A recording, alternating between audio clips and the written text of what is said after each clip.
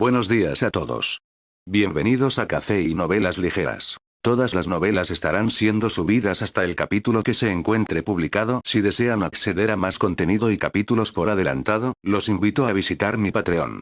Allí podrán disfrutar de las actualizaciones anticipadas. Gracias por su apoyo y que disfruten el contenido. Capítulo 161. En el escenario del caos, no hay lealtad. Plaf. La espada de poder de Saul Tarvitz, con su punta ardiendo con un campo de energía azul, atravesó con precisión el hueco en la ornamentada armadura de Eidolon a la altura del cuello. El tiempo, en ese momento, parecía ralentizarse infinitamente. Gabriel Loken pudo ver claramente que por primera vez, el rostro de Eidolon, normalmente lleno de arrogancia y elegancia, mostraba una expresión distorsionada mezclada con conmoción, dolor intenso e incredulidad. Sus cuerdas vocales parecían querer emitir algún grito blasfemo, pero los tubos cortados de la espada de poder solo permitieron que su garganta produjera una serie de silbidos como un fuelle roto. De la herida brotó sangre púrpura y exóticamente fragante. Eidolon, el primer capitán de los hijos del emperador y el favorito de Slaanesh, su cuerpo tan grácil como el de un bailarín principal, se puso rígido en ese momento. Ahora. Retírense todas las unidades. Tarvitz no dudó ni un momento. En el instante en que retiró su espada de poder, emitió la única y última orden a todos los supervivientes. Hacia las coordenadas Alfa 7. A toda velocidad. Sabía que, aunque su golpe había herido gravemente a Eidolon, estaba lejos de ser suficiente para matar a un capitán jefe de una legión primarca bendecida por el caos. Lo que habían ganado con la colisión abnegada de Loken y su propio golpe fatal fue apenas una fugaz ventana de tiempo. En las primeras etapas de la herejía de Horus, no había una diferencia fundamental en el poder de combate entre las facciones leales y rebeldes dentro de las legiones.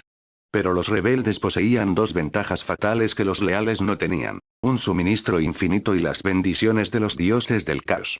Eidolon podría caer. Pero mientras la voluntad de Slaanesh aún envolviera este campo de batalla, podría ser rescatado del borde de la muerte una y otra vez. Y cada sacrificio hecho por los leales fue una pérdida eterna e irreversible. Por otro lado, el duelo conceptual de Lucius el Eterno con la hermana silenciosa también entró en una fase candente. No, ni siquiera podría llamarse duelo. Fue más bien una masacre espiritual unilateral y de humor negro. Lucius, uno de los mejores espadachines de todo el universo, su habilidad con la espada capaz de desatar cientos de luces de espada perfectas en un instante, era completamente inútil contra los cortes verticales y barridos horizontales torpes, inexpertos, simples y sin adornos de la hermana silenciosa. Cada uno de sus exquisitos ataques, suficientes para hacer que cualquier maestro espadachín aplauda con admiración, se reduciría despiadadamente a una mera espada de hierro mortal al entrar en contacto con el campo antipsíquico invisible alrededor de la espada paria. Y cada golpe aparentemente torpe de la enorme espada paria de la hermana silenciosa dejaría una cicatriz física pura, fría y profunda hasta los huesos en su ornamentada armadura de poder que no podría ser reparada por la energía del caos. Lo que lo hizo colapsar aún más fue la retroalimentación. No recibió ningún tipo de respuesta de su oponente. Sin miedo. Sin dolor. Sin desesperación. Ni siquiera el más básico deseo de victoria ni el odio a la muerte. Lo que tenía delante no era un ser vivo, sino un agujero negro frío, despiadado y absolutamente silencioso. Un vacío que podría devorar y aniquilar por completo todo el arte del que se enorgullecía. Lucius finalmente se derrumbó por completo. Dejó escapar un grito estridente lleno de extrema rabia por el aburrimiento y un odio sin fin hacia el arte profanado. Abandonó al oponente que lo hacía sentir disgustado y poco interesante.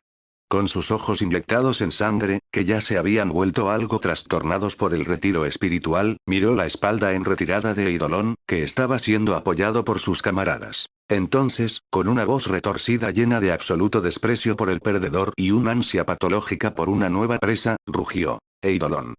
¡Qué decepción! Parece que es el único manjar que aún vale la pena probar en este festín. Tu alma está fracasada, llena de desgana y de ira. En ese momento tan crucial, renunció a perseguir a Loken y Tarvitz y, en su lugar, apuntó con su espada, llena de deseos de tortura y duelo, a su propio comandante, Ir. Tarvitz comprendió inmediatamente el momento en que vio la traición caótica de Lucius en mitad de la batalla. Esta era su última oportunidad de escapar de este infierno. Él y Loken, y todos los leales sobrevivientes, ya no dudaron. bajo la protección del santuario frío y sólido como una roca de la hermana silenciosa, se retiraron a toda velocidad hacia la única coordenada Alfa 7 que conduce a la vida. Detrás de ellos se escuchó el rugido de Eidolon, lleno de incredulidad y furia sin fin. Y la risa patológica y maníaca de Lucius, llena de tortura y delirio artístico. Y él. Un rugido aún más espléndido y aún más fatal fue el que se produjo cuando las armas de esos dos nobles caídos de los hijos del emperador, que buscaban la perfección de manera similar, chocaron una vez más. Capítulo 162. En nombre de la perfección, destinados a traicionarse el uno al otro. Silbido. La espada de poder de Saúl Tarvitz zumbó mientras atravesaba el pecho de Eidolon. El campo de energía azul chocó violentamente con el aura del caos púrpura, estallando en deslumbrantes arcos eléctricos y un nauseabundo olor a quemado. El tiempo pareció detenerse en ese momento. Por primera vez, el rostro de Eidolon, normalmente lleno de arrogancia y elegancia, mostró una expresión retorcida mezclada con conmoción, dolor intenso e incredulidad. Pero no cayó. Ni siquiera se retiró. Él simplemente miró fijamente al traidor frente a él, con una mirada bestial llena de odio hacia los extremos imperfectos, que había profanado su duelo perfecto con tácticas despreciables. ¿Te atreves? Un rugido sibilante, como un fuelle roto, escapó de la garganta de Eidolon. En lugar de sangre fatal fluyendo desde su pecho, que había sido perforado por la espada de poder, innumerables brotes de carne rosados, parecidos a tumores y retorciéndose, crecieron de la herida. Esos brotes de carne, como víboras hambrientas, se enroscaron instantáneamente alrededor de la espada de Tarvitz, intentando engullir y asimilar por completo al culpable que había causado esta imperfección. La bendición de Slanesh es también la maldición más maliciosa. Sus seguidores poseen capacidades de recuperación muy superiores a las de los mortales e inmunidad al dolor.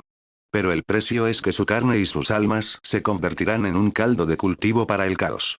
Cada herida puede convertirse en un nuevo y aún más demencial festín de mutaciones. Por otro lado, el duelo conceptual de Lucius el Inmortal con la hermana silenciosa también tomó un giro dramático. Después de presenciar cómo su perfecta habilidad con la espada era destrozada sin piedad por la espada paria sin adornos de la hermana silenciosa, Lucius cayó por completo en una locura llamada la obsesión del artista.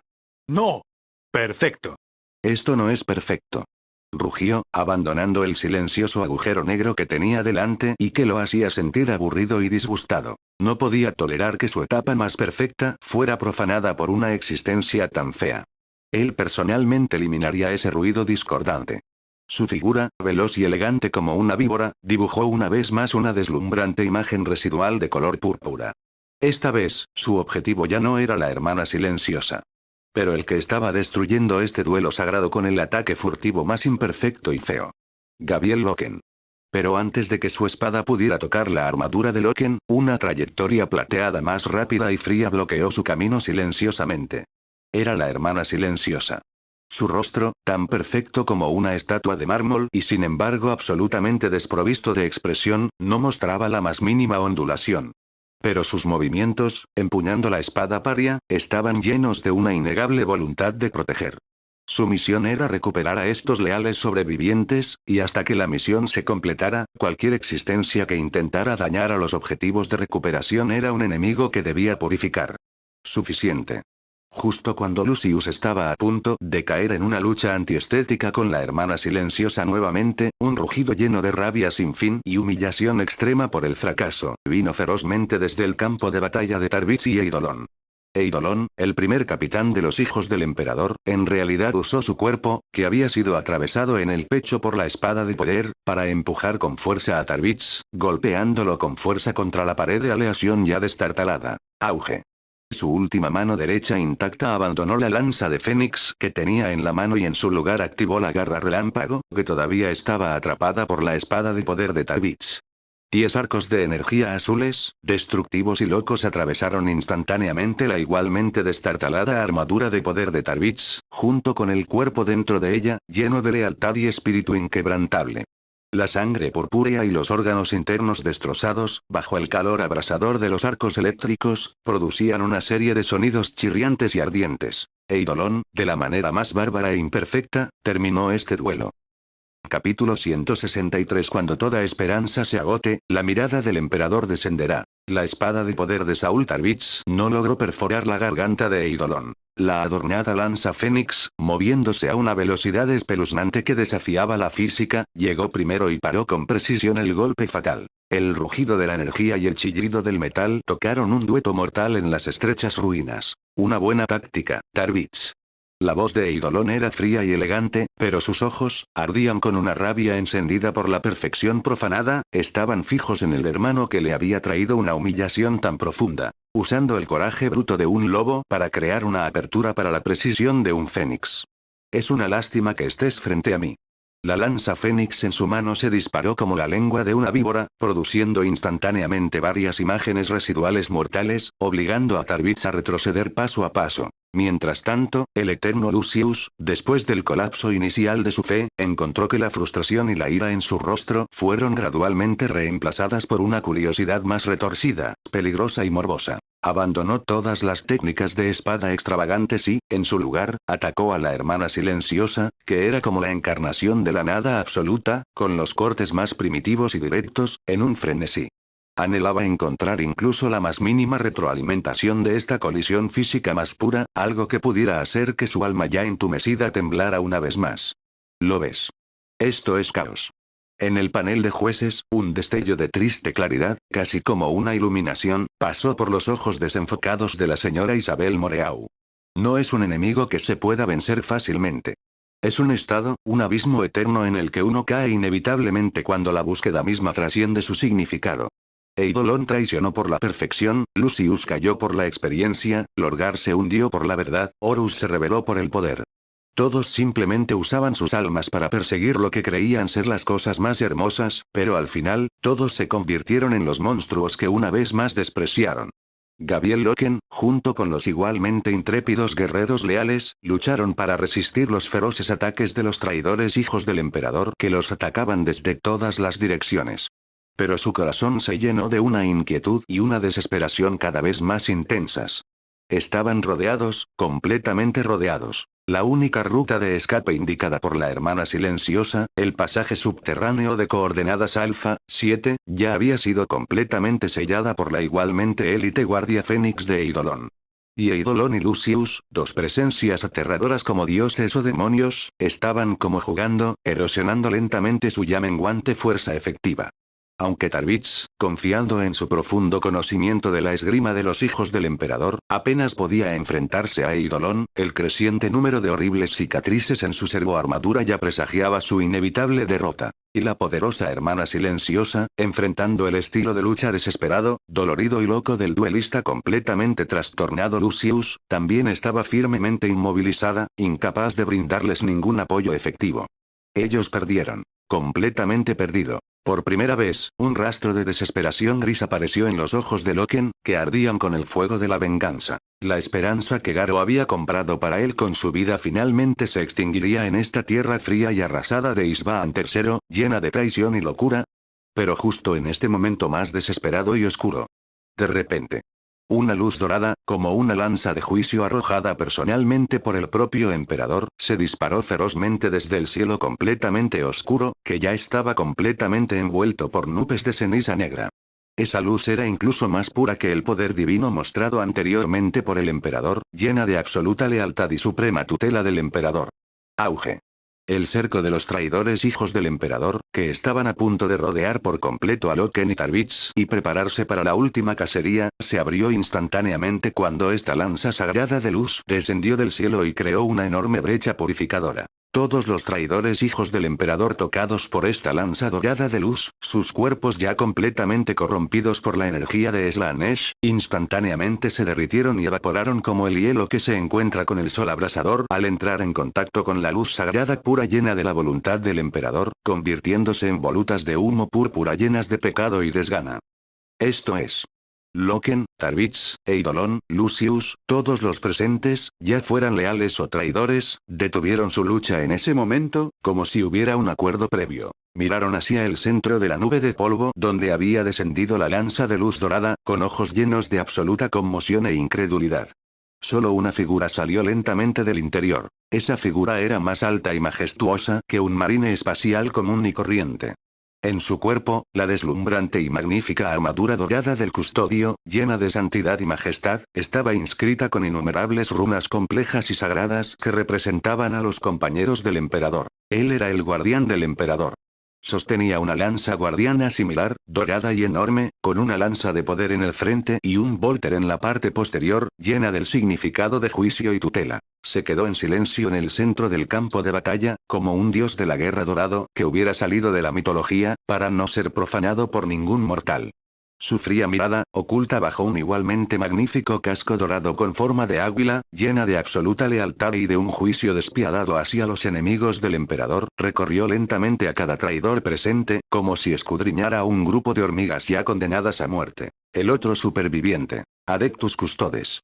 Los guerreros más elitistas del emperador, sus compañeros más confiables, sus guardianes más leales. Aunque son pocos en número, solo 10.000, cada uno de ellos posee una fuerza aterradora capaz de igualar o incluso superar a un capitán de marines espaciales. Su misión no es conquistar el universo, sino proteger al emperador, proteger a Terra, proteger la última y más sagrada cuna del imperio del hombre. Entonces, surge la pregunta.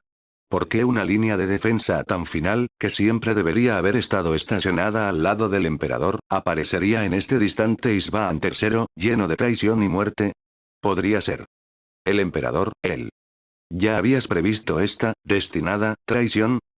Capítulo 164. En el tablero de ajedrez del emperador, no hay suerte, solo cálculo. La aparición de ese custodio sumió todo el campo de batalla en un silencio helado y espeluznante. El tiempo y el espacio parecían perder todo significado ante su dorada y deslumbrante armadura de poder y sus lentes oculares profundos, como de noche eterna. Él no descendió al campo de batalla. Fue más bien como si hubiera existido naturalmente allí desde el principio. Como una ley cósmica absoluta, establecida personalmente por el propio emperador, para el juicio de los herejes y traidores. Eidolon, el primer capitán de los hijos del emperador, por primera vez, mostró una expresión compleja de puro shock y reverencia instintiva desde lo más profundo de su génesis en su hermoso rostro, que ya se había distorsionado un poco por la rabia. Reconoció esa servoarmadura. Reconoció esa lanza. También reconoció ese tipo de aura opresiva, perteneciente al propio emperador, que era suficiente para hacer temblar desde lo más profundo de su alma a cualquier descendiente de un génesis. Custodios. Con mucho esfuerzo, pronunció ese nombre sagrado, que era suficiente para hacer palidecer a cualquier traidor, desde su garganta, que ya había sido gravemente herida por la espada de poder de Tarvitz, con una voz ronca llena de incredulidad y un miedo sin fin. Y el eterno Lucius, en el momento en que vio a ese custodio, por primera vez, un deseo de perfección absoluta, incluso más ferviente y patológico que cuando vio antes a la hermana silenciosa, estalló en sus ojos inyectados en sangre, que ya se habían vuelto algo trastornados por el retraimiento mental. De cada movimiento, de cada detalle, e incluso de cada ritmo de respiración de aquel custodio, sentía algo que había perseguido incansablemente toda su vida. Un arte de combate verdadero e impecablemente perfecto. Anhelaba ser su enemigo. Anhelaba bailar con él. Él anhelaba profanar esa perfección con la espada en su mano, y luego ser completamente asesinado por esa perfección. Completando así la mayor sublimación artística de su vida. Pero aquel custodio ni siquiera lo miró. Sus lentes oculares, como una noche eterna, simplemente recorrieron fríamente a todos los hijos del emperador vestidos con servoarmaduras de color púrpura y dorado presentes, como si confirmaran sus almas, que ya habían sido completamente corrompidas por el caos. Luego, habló lentamente, con una voz fría, desprovista de cualquier emoción, como un decreto divino. Cada sílaba resonó claramente en los oídos de todos a través del amplificador de voz incorporado en su magnífico casco. En nombre del emperador. Ustedes, todos ustedes, son herejes. Tus crímenes son imperdonables. Vuestras almas arderán eternamente en los fuegos de la disformidad. Y tu carne recibirá, aquí y ahora, mi último juicio. Al instante siguiente, se movió. Sin movimientos superfluos, sin técnicas elaboradas. Solo una estética pura de la violencia, llena de absoluta eficacia y de la máxima comprensión de la matanza. Su enorme figura dorada, como un rayo dorado que ningún ojo mortal podía captar, apareció instantáneamente ante un traidor de los hijos del emperador todavía absorto en el placer de la matanza. La enorme lanza guardiana en su mano, con un empuje opresivo aparentemente lento, pero en realidad que trascendía el espacio-tiempo y estaba cargado de causalidad, se dirigió directo hacia adentro. El traidor de los hijos del emperador ni siquiera tuvo tiempo de emitir un grito de sorpresa. Su magnífica armadura de poder de color púrpura y oro, junto con la carne perfecta en su interior, que ya había sido bendecida por el caos, fue perforada en el pecho por la lanza guardiana, capaz de penetrarlo todo. Entonces, bajo la explosión a quemarropa del Volter integrado en su interior, explotó con un rugido, transformándose en un fuego artificial morado de carne y sangre, lleno de pecado y desgana. ¡No! Después de que Eidolon fue testigo de cómo su guardia fénix más elitista era aplastado y masacrado sin piedad como las hormigas más débiles ante este custodio divino, su mente, que ya había perdido toda razón debido a la rabia, recuperó instantáneamente un rastro de calma fría y absoluta propia de un comandante. Sabía que este juego de caza había terminado. Habían perdido completamente, perdido sin ningún suspenso. Retiro. Él emitió su orden más involuntaria y humillante en su vida a través de una comunicación encriptada a todos los hijos del emperador sobrevivientes. Todas las unidades, retírense. Abandonad toda presa. Debemos llevar información desde aquí al señor de la guerra. El emperador lo sabe. Él ya lo sabía. Y Lucius, al escuchar la orden de retirada temerosa y reticente de Eidolon, por primera vez, una extraña sonrisa de decepción por el final poco interesante y la anticipación de una presa más perfecta apareció en su rostro, oculta bajo su máscara de desesperación y éxtasis. Miró profundamente a la hermana silenciosa, que lo observaba fríamente con una mirada de mirar a un hombre muerto, y al custodio, que era tan inconquistable como un dios de la guerra dorado. Entonces susurró con una voz que solo él podía oír. ¡Qué actuación tan imperfecta! Pero no importa. Nos volveremos a encontrar pronto. En un escenario más grande y magnífico. Prometo. Después de hablar, su elegante figura serpenteante se retiró silenciosamente hacia las interminables y oscuras ruinas y desapareció. La escena finalmente se congeló, mientras el custodio dorado caminaba lentamente delante de Loken y Tarvitz, y pronunciaba esas palabras sagradas, que representaban el decreto final del emperador, con su voz fría y sin emociones. En nombre del emperador. Ustedes, los leales restantes. Vuelve conmigo. Entonces, una cañonera Thunderhawk, también pintada completamente en oro y blanco, llena de santidad y majestuosidad, descendió del cielo y aterrizó ante ellos, trayendo un período final, lleno de esperanza y más misterios, a esta tragedia de Isvaan III, llena de traición, muerte y milagros. Capítulo 165. Frente a una tumba llamada lealtad, discutimos el peso de la traición. La imagen finalmente se congeló. Se congeló en la escotilla que se cerraba lentamente del helicóptero de combate Thunderhawk dorado. Fuera de la escotilla se encontraba el planeta, convertido hacía tiempo en muerte y cenizas, y las decenas de miles de lápidas de acero pertenecientes a los leales. Dentro de la escotilla estaban los ojos inyectados en sangre de Gabriel Loken, llenos de un dolor infinito y un odio amargo, como los de un lobo solitario. Y las espaldas sagradas, igualmente frías, silenciosas y, sin embargo, llenas de destino, del custodio dorado y la hermana silenciosa plateada. La serie de Jianchen, Isvaan III. La bomba vírica y la elegía final de la lealtad, había concluido su transmisión. El viaje continuo de varias horas a través del infierno, lleno de traiciones, masacres, sacrificios y milagros, finalmente llegó a su desgarrador, aunque en cierto modo esperanzador, final. La sede principal de la competencia Génesis, y todas las transmisiones en vivo en línea a nivel mundial, cayeron en un silencio colectivo en ese momento, más largo y profundo que cualquier otro anterior. Si las obras anteriores les habían traído conmoción, miedo y una subversión de su comprensión, entonces esta vez, Isvaan III les trajo una tristeza más compleja y conmovedora. Una profunda desilusión y lamento por la lealtad y el honor que solo surge después de presenciar a innumerables héroes asesinados sin sentido por sus hermanos más confiables por las razones más ridículas. No termines. Garo Tarvitz y todos esos héroes sin nombre que gritaron por el emperador hasta su último aliento se sacrificaron por nada. Maldita sea. Solo quiero ver a ese traidor hijo de puta, Horus, empalado por la lanza de un custodio y colgado en el trono dorado para arrepentimiento eterno. Tranquilos, arriba no lo olviden, esto es solo el preludio de la traición, la verdadera guerra acaba de comenzar. Esta es la primera vez que odio tanto a un villano, y la primera vez que admiro tanto a un grupo de protagonistas Jianshen como lo hiciste. Los comentarios en la transmisión en vivo ya no contenían chistes ni memes. Solo quedó el más puro y sincero luto por los héroes y el odio por los traidores. Finalmente, la voz ronca del anfitrión Wen Yu, también teñida de una pesadez y tristeza indescriptibles, sonó lentamente. Gracias concursante no. 37 Jianchen, por traernos este requiem de lealtad, que es suficiente para hacer llorar a todos los guerreros. La serie Isbaan III ha concluido su emisión. Ahora, cedamos la palabra al panel de jueces. Ellos también han sido testigos de esta tragedia fratricida con nosotros durante las últimas decenas de horas.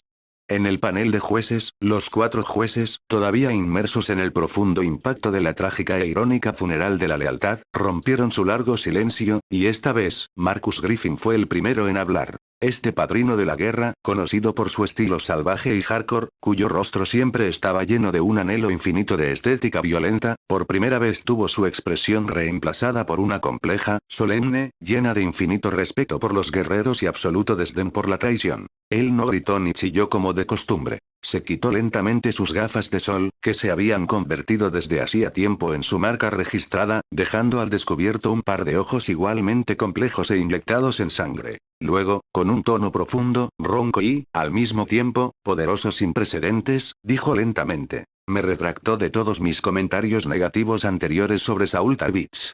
Puede que no sea el guerrero más fuerte, pero él es absolutamente el más calificado capitán de compañía. Utilizó su sabiduría y sacrificio para explicar qué es el verdadero honor militar.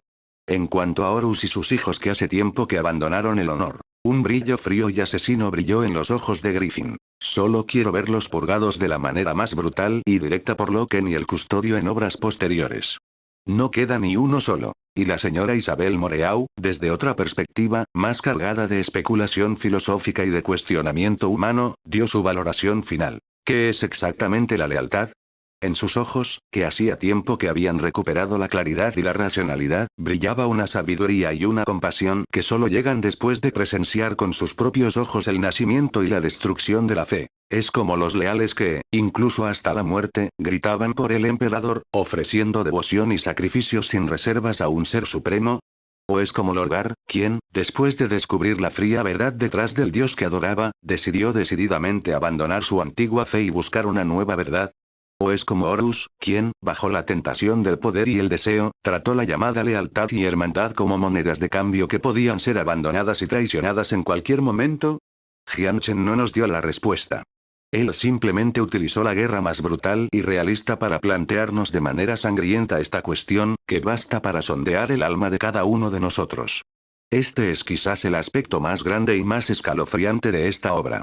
Finalmente, bajo la insistencia expectante y nerviosa del presentador Wen Yu, los 4 jueces finalmente presionaron sus puntajes finales para la serie de Jianchen. 10 puntos, de Marcus Griffin. 10 puntos, de Isabelle Moreau. 10 puntos, de Sofía Chen. Y los 10 puntos de Kenneth Aldrich, también llenos de un deseo infinito de superar y el mayor respeto por las tragedias épicas. Sí, los 4 jueces dieron la máxima puntuación. Jianchen, de una manera más innegable y abrumadora que nunca, una vez más aseguró otro lugar valioso para avanzar a la siguiente ronda de nuestra tercera etapa de la competencia principal.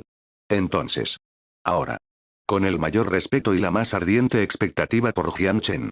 La voz del anfitrión en ese momento también se volvió algo apasionada debido a la extrema emoción y orgullo.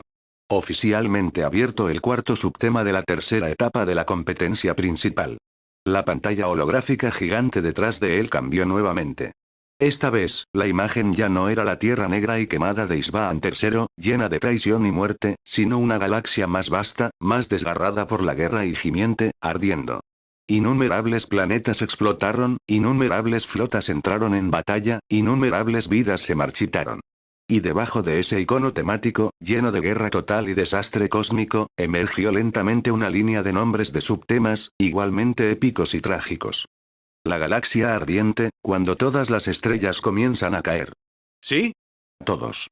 La voz de Wen Yu en ese momento también contenía un rastro evidente de miedo y temblor por la guerra a gran escala que estaba por venir, tras presenciar el preludio de la traición. Ahora. Lo presenciaremos colectivamente con nuestros propios ojos. Como este fuego de rebelión encendido por Horus barrió por completo toda la galaxia, convirtiendo innumerables civilizaciones y esperanzas otrora brillantes en polvo cósmico. Esta será la prueba definitiva de la capacidad de todos nuestros concursantes para crear grandes narrativas, su capacidad para orquestar escenas de guerra y su máxima contemplación sobre el ascenso y la caída de las civilizaciones. Y ahora. Tercera etapa de la competición principal, cuarto subtema, la galaxia ardiente. Comienza oficialmente. Capítulo 166. Cuando el traidor viene en nombre de la hermandad. Título de la serie. La venganza de la traición. A la sombra de ultramar. Obra de apertura, primera parte. Calt sin fortificar. Cuando la salva de ejercicio se convierte en el preludio de masacre. Etiquetas de trabajo. Guerra, desobediencia, traición, conspiración, ultramarines, portadores de la palabra. En la pantalla principal, Isvaan III, lleno de traición, muerte y milagros, con su interminable tierra quemada negra y lápidas de acero, se desvaneció lentamente. En su lugar apareció un mundo paradisíaco, brillante y azul, lleno de vida, orden y esperanza. Su nombre era Kalps, la perla más deslumbrante entre los 500 mundos de ultramar. También fue el orgullo de la 13ª Legión, los ultramarines. Ultramar. Ubicada en el extremo oriental de la galaxia, es una confederación interestelar compuesta por aproximadamente 500 mundos humanos altamente desarrollados. Su gobernante es la 13ª Legión de Ultramarines, y su Genesile, el hijo elegido, Roboute Guilliman. A diferencia de otras legiones de marines espaciales que se centran únicamente en el combate y la destrucción, Guilliman y sus hijos no solo son los mejores guerreros, sino también los administradores, arquitectos y legisladores más destacados. Consideran la guerra como un medio necesario para establecer la paz y el orden, no como un fin en sí mismo. Por lo tanto, bajo su gobierno, todo el sector ultramar exhibe una prosperidad, racionalidad y esperanza inimaginables en cualquier otro lugar del imperio. Y Kalp, este mundo paradisíaco con su inestable sol azul, Viridian, es el escudo más fuerte de todo ultramar.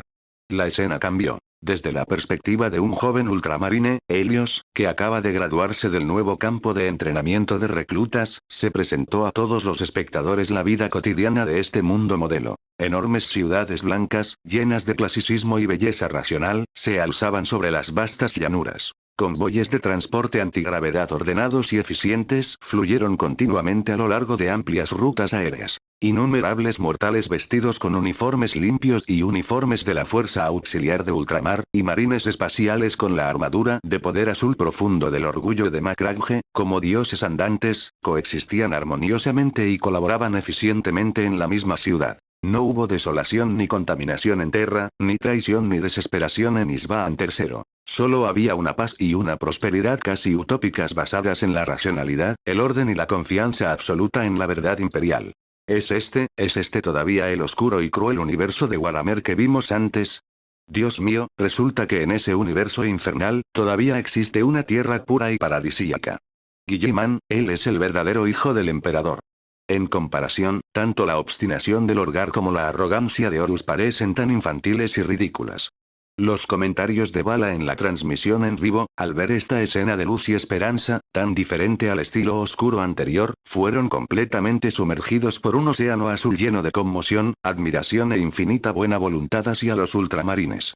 Pero en medio de esa atmósfera de paz y esperanza, una sombra extremadamente débil, pero siniestra y maliciosa descendió silenciosamente. Una enorme flota amiga, de un tamaño incluso mayor que la flota de los ultramarines estacionada en todo el sistema Kalp, navegó lentamente hacia la órbita sincrónica de Kalp con un aire de cortesía y humildad. Sus barcos todavía estaban pintados en el gris pizarra de antes de la guerra, y sus estandartes aún llevaban el águila bicéfala, que representaba al imperio y al emperador. Eran la 17ª Legión, los portadores de la palabra, quienes, después del incidente de Ciudad Monarca, se habían reformado hacía mucho tiempo y habían regresado al abrazo de la verdad imperial. Su propósito para esta visita era realizar un ejercicio militar conjunto con su legión hermana más cercana, los ultramarines, destinado a fortalecer la cooperación de la legión y fomentar la hermandad.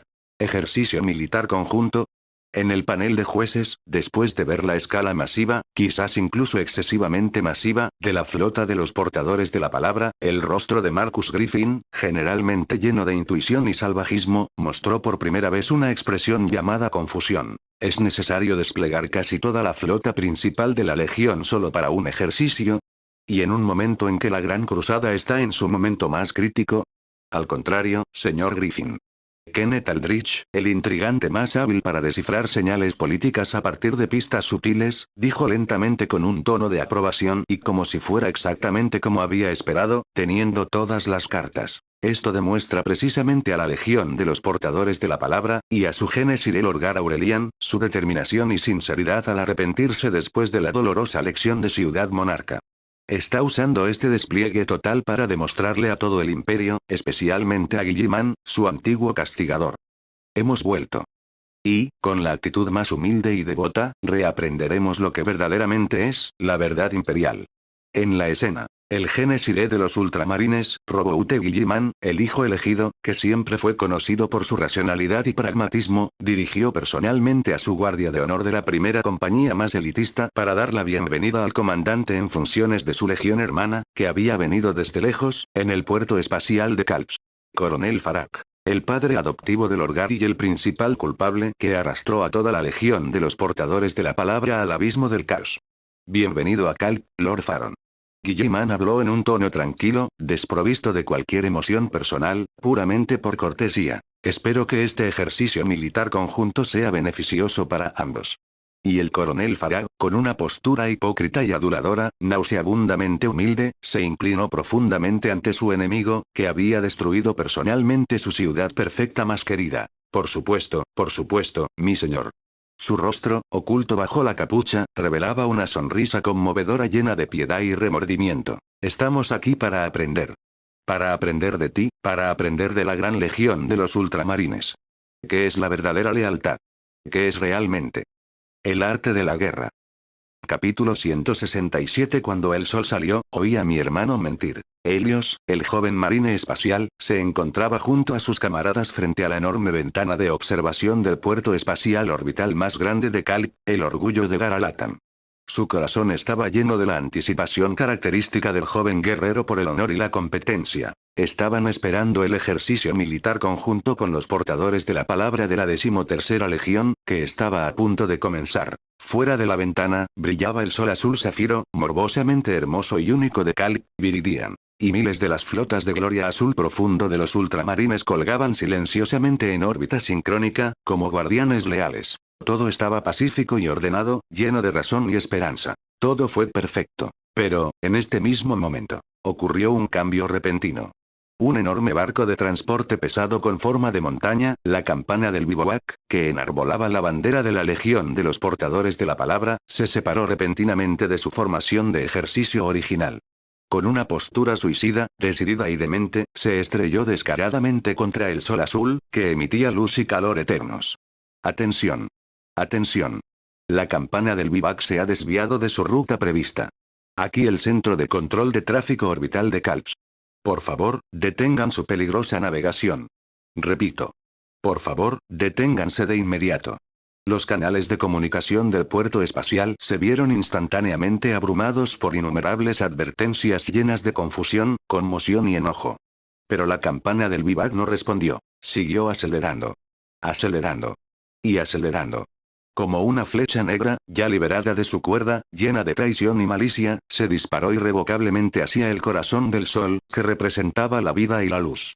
Buque insignia honor de Macragge, puente. Roboute Guilliman, el gobernante de ultramar, el genetista de la 13ª Legión, observó la frenéticamente suicida campana del bivouac en el mapa holográfico táctico con una mirada fría, desprovista de cualquier emoción personal, puramente por consideración táctica. Su mente, tan precisa y racional como una supercomputadora, ya había calculado miles de millones de posibilidades en menos de un segundo. Pero ninguna posibilidad podría explicar razonablemente esta locura irracional y autodestructiva.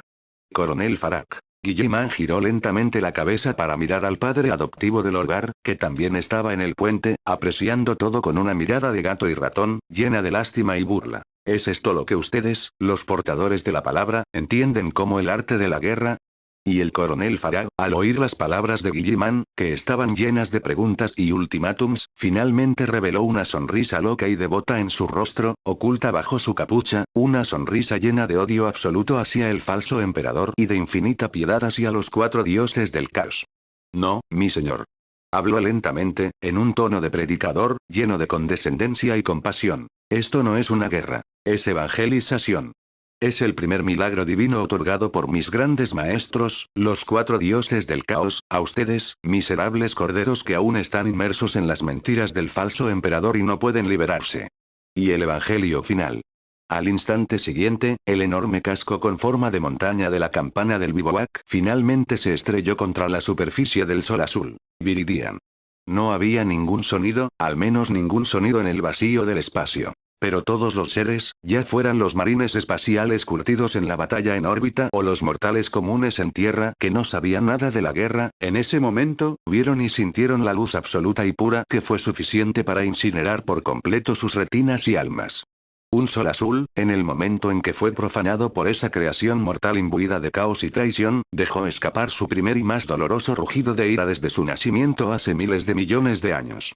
Un tsunami de energía que acabaría con el mundo, compuesto por cientos de millones de toneladas de energía de plasma sobrecalentado y una tormenta de rayos gamma capaz de vaporizar instantáneamente un planeta, arrasó todo el sistema Viridian, envolviéndolo todo, a una velocidad superior a la de la luz, lleno de destrucción y finalidad. ¡No! ¡Mierda! Esto es, algo que un humano puede hacer. Explotar un sol directamente. Helios sintió como si muriera y luego volviera a la vida. En el momento en que su retina, cegada temporalmente por la intensa luz, recuperó la visión, vio la escena infernal más magnífica y desesperanzada de su vida. Fuera de la ventana, Kalt, el otrora hermoso mundo paradisíaco de color zafiro, su atmósfera azul, llena de vida y esperanza, ya había sido completamente encendida por el tsunami de energía sin fin. Se había convertido en un vasto, ilimitado, ondulante y ardiente océano de llamas doradas y azules. Y las miles de naves de guerra ultramarines de color azul profundo, que una vez representaron la gloria del imperio y el orden absoluto, bajo el bautismo de esta repentina catástrofe, tuvieron sus escudos de vacío en la superficie destrozados como las cáscaras de huevo más débiles. Su resistente armadura de aleación se derritió y se evaporó silenciosamente como la nieve frente al sol abrasador. Finalmente, se convirtieron en ruinas de acero ardientes, llenos de lealtad y desgana, cayendo silenciosamente hacia la tierra mortal que ya se había convertido en un mar de fuego.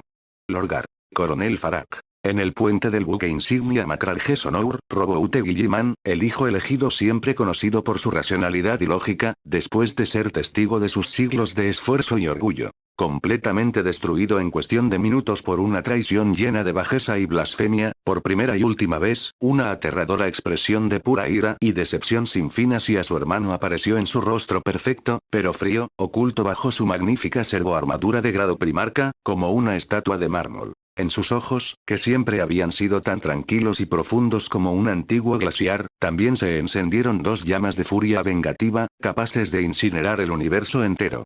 Y, Guilliman, por la presente juro, usaré tu sangre, llena de mentiras y blasfemias, para lavar todos los crímenes que has cometido contra el imperio y el falso emperador hoy. Capítulo 168. Bienvenido a Kars, esta es tu tumba. Helios se sintió como si lo hubieran arrojado vivo a una gigantesca tumba de acero que se encogía constantemente.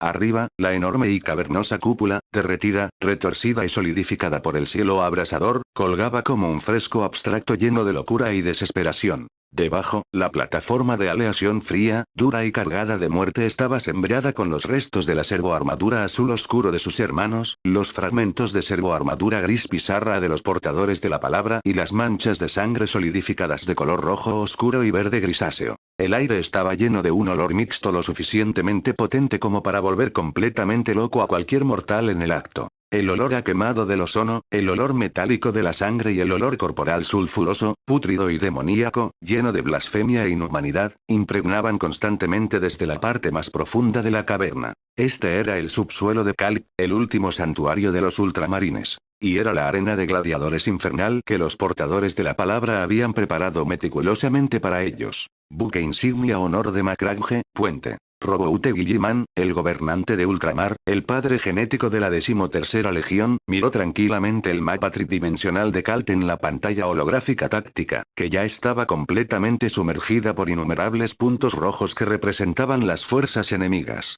Su flota estaba terminada, y su sistema de defensa orbital también. Sus cientos de miles de ultramarines de élite y millones de fuerzas auxiliares mortales leales estaban completamente fragmentados, rodeados y atrapados dentro de esta vasta y claustrofóbica red de cavernas subterráneas.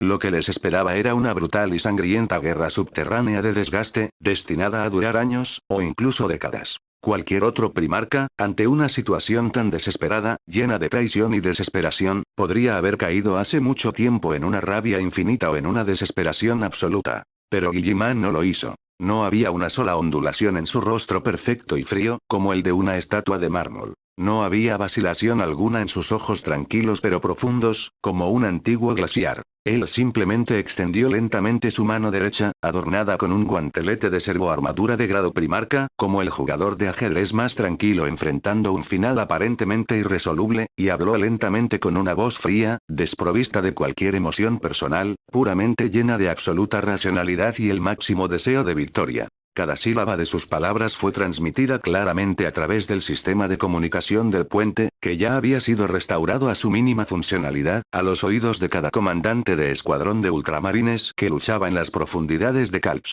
Todas las unidades, atención. Este es Roboute Guilliman. El objetivo táctico cambió. Abandonen todos los planes de contraataque terrestre.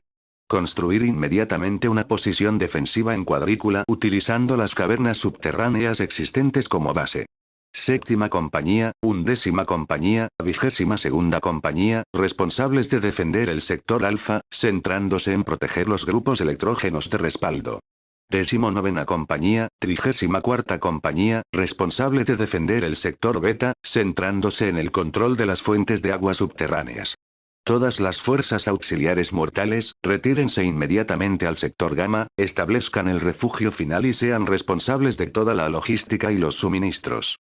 Comandaré personalmente desde la nave insignia, brindándoles el apoyo táctico más preciso y letal. Ahora, ejecuta. Ultramar, nunca caerá. Cielos míos. Él realmente aceptó la realidad de que había perdido toda la guerra en cuestión de minutos. Y de inmediato cambió su objetivo táctico de lograr la victoria a cómo sobrevivir el mayor tiempo posible en esta situación de muerte segura. Esta racionalidad y pragmatismo absolutos. Esto ya no es sabiduría que los humanos puedan poseer, esto es un dios, un verdadero dios de la guerra. La escena cambió nuevamente, volviendo a la perspectiva en primera persona claustrofóbica y llena de miedo de Helios. Él y su escuadrón acababan de recibir la orden táctica del propio primarca. Su misión era mantener el estrecho túnel de mantenimiento subterráneo lleno de tuberías y vapor, denominado ALPA 73, impidiendo que los enemigos se acercaran a los grupos electrógenos de respaldo que estaban detrás de ellos y que proporcionaban energía débil pero crucial a toda la zona de combate. De repente, un canto blasfemo y malicioso, como uñas raspando vidrio, emanó lentamente desde la parte más profunda del túnel, haciendo que el cuero cabelludo se estremeciera.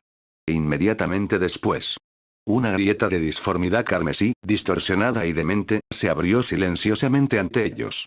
Entonces, un demonio gigante y aterrador, ya imposible de definir con cualquier término biológico conocido, salió lentamente de la grieta carmesí.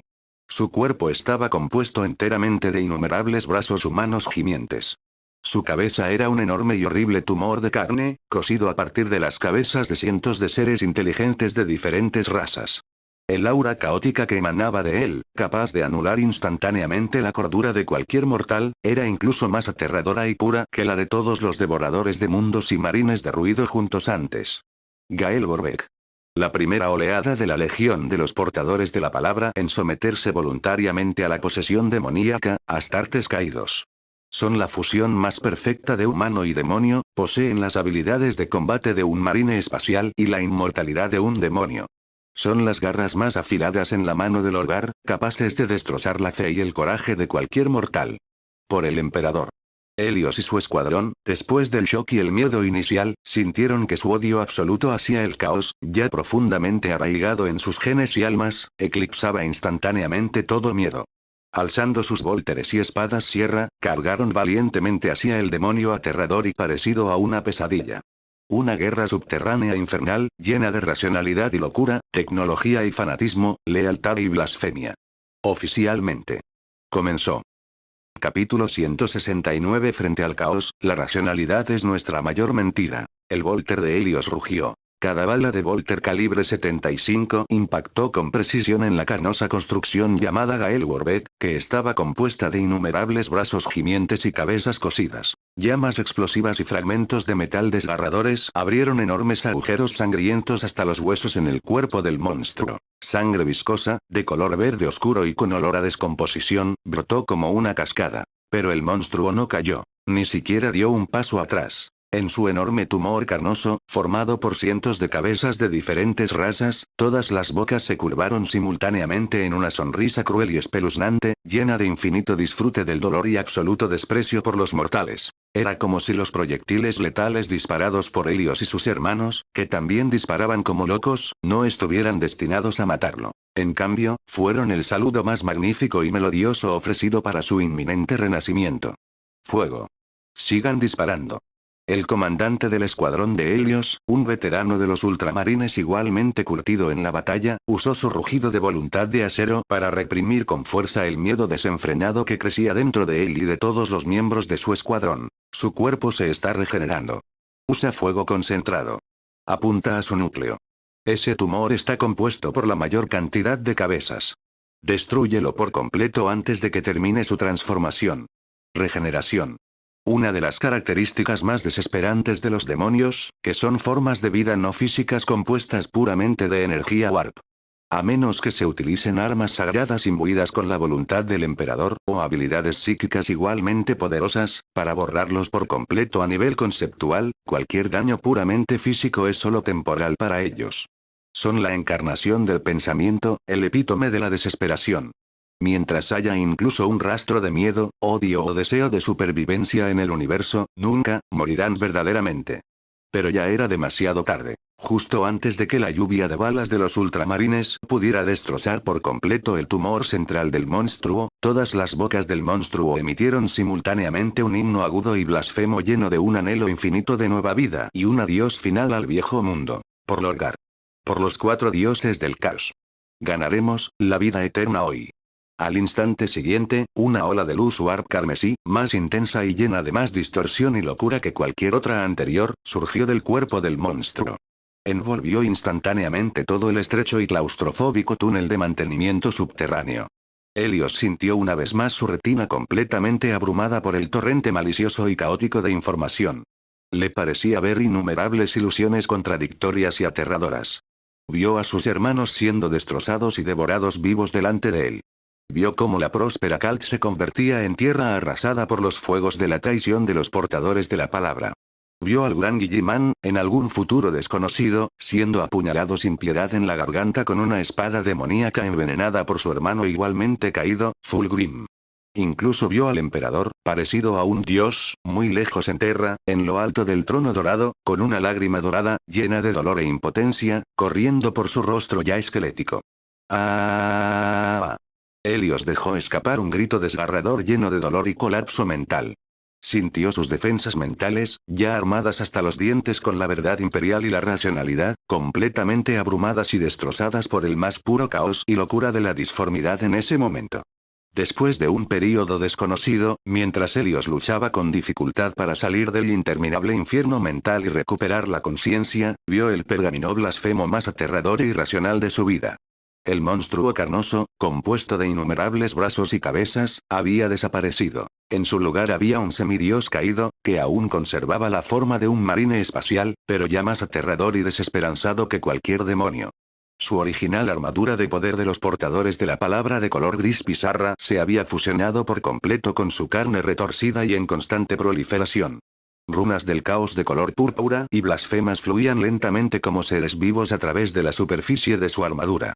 Un par de enormes alas de demonio parecidas a las de un murciélago, ardían con llamas negras y habían brotado de su espalda. Sus manos habían mutado completamente en 2 enormes, feroces y afiladas garras demoníacas, capaces de destrozar fácilmente cualquier acero. Y en su rostro, oculta bajo su casco igualmente retorcido, había una expresión de lástima y burla, del tipo que solo se ve después de ganar una nueva vida y un poder superior. Mientras observaba a un grupo de patéticos insectos que todavía luchaban por esa ridícula lealtad e irracionalidad. Capítulo 170. Cuando la razón arda, el universo entero oirá la ira de mi padre. El Volter de Helios rugió. Había olvidado hacía tiempo el tiempo, había olvidado el miedo e incluso se había olvidado de sí mismo. No era más que una máquina de guerra fría, programada con un protocolo final, que repetía mecánicamente las tres acciones grabadas en lo profundo de sus genes y su alma. Apunta, dispara, muévete. Su filosofía de combate, una vez llena de la racionalidad y el orgullo de un ultramarines, parecía tan pálida e impotente ante el demonio completamente irracional que tenía frente a él. Su Voltaire podría desgarrar su carne, pero al segundo siguiente, esa carne maldita volvería a unirse en una forma aún más aterradora y retorcida, bajo la influencia de una blasfema energía warp. Su espada sierra podía cortar sus garras, pero las garras cortadas se transformarían en varios zarcillos de carne más pequeños y ágiles en el momento en que tocaran el suelo, enroscándose a su alrededor como serpientes venenosas. Esto no fue una guerra. Fue una matanza unilateral y una burla con un resultado ya predeterminado. Ríndete, hermano mío. Una voz llena de piedad y burla, como si hablara directamente dentro de su mente. De repente Helios miró hacia arriba. Vio al semidios caído, ahora completamente fusionado con el demonio, mirándolo con sus 4 ojos demoníacos, ardiendo con llamas escarlatas de disformidad, como un observador que escudriña a un ratón enjaulado que todavía lucha en vano. Verás. La voz sonó de nuevo, cada sílaba parecía llevar un poder demoníaco aterrador capaz de distorsionar la realidad y la percepción. Cuán vulnerables son la racionalidad en la que crees, las tácticas de las que te enorgulleces, el orden que defiendes, ante el caos más puro y la verdad de mi gran maestro. Únete a nosotros, hermano mío. Abraza el caos, abraza la verdad. Obtendrás un poder 10.000 veces mayor que el que tu falso emperador en Terra podría otorgarte, poder. Argel Tal. Legión de los Portadores de la Palabra, capitán de la 7ª compañía. Fue el primer marine espacial en ofrecer voluntariamente su alma y cuerpo al caos, y el primer héroe caído en lograr la simbiosis con un demonio de la disformidad, Raum. La esencia de un demonio reside en su interior, lo que le otorga poder demoníaco e inmortalidad. Pero, al mismo tiempo, debe soportar para siempre el tormento eterno de las almas de 2 especies diferentes, desgarrándose y devorándose mutuamente dentro del mismo cuerpo. Él es un dios y un prisionero. Callarse la boca. Helios dejó escapar un rugido furioso, lleno de odio absoluto por la blasfemia y una última defensa de la lealtad. Furiosamente arrojó su Voltaire, ahora vacío de toda munición, al suelo, y sacó la espada sierra de su espalda, el símbolo de la última gloria de los ultramarines. Entonces, con una postura trágica y resuelta, como una polilla atraída por la llama, cargó sin miedo hacia esa aterradora entidad divina. Sabía que moriría y sabía que su ataque era completamente inútil contra este monstruo. Pero era un ultramarine. Era el hijo de Roboute Guilliman. Preferiría morir gloriosamente como un guerrero en el camino de una carga. Y nunca te quedes como un cobarde ante la seducción y la compasión del enemigo. Por Guilliman. Por el falso emperador. Necio. Argel Tal miró la pequeña figura azul que cargaba hacia él, y una expresión compleja y triste, llena de un respeto final por el coraje mortal y el juicio final de la presa, apareció en su rostro, que había sido completamente retorcido por el demonio. Lentamente levantó su enorme y grotesca mano derecha, que ya había mutado en la garra de un demonio, preparándose para aplastar a este patético pero respetable hermano, junto con su ridícula lealtad, por completo. Pero, en este mismo momento, en el puente del buque insignia Macrarge Sonour, Roboute Guilliman, el hijo elegido siempre conocido por su racionalidad y lógica, en el instante en que presenció a su hijo más valiente a punto de ser devorado sin piedad por el demonio, por primera y última vez, 2 llamas de pura furia paternal, capaces de incinerar el universo entero, se encendieron en sus ojos tranquilos y profundos, como un antiguo glaciar. Cerró todos los hologramas tácticos frente a él, ignorando las fuerzas auxiliares y los tecnosacerdotes que lo rodeaban y que también luchaban desesperadamente. Simplemente levantó lentamente su mano derecha, adornada con un magnífico guantelete de poder de grado primarca. Entonces, con una voz fría y carente de emoción, pero llena de autoridad absoluta y voluntad incuestionable, emitió una última y más loca orden táctica al núcleo de inteligencia artificial del buque insignia, una orden que haría que toda racionalidad y lógica se dieran por completo. El honor de Macrauge. Calcula la frecuencia de resonancia de energía warp de Gael Warbeck. Entonces, dirige toda la energía de nuestro reactor principal, ya sobrecargado, en forma de rayos gamma, hacia el túnel de mantenimiento Alpha 73, para. Saturado. Cobertura.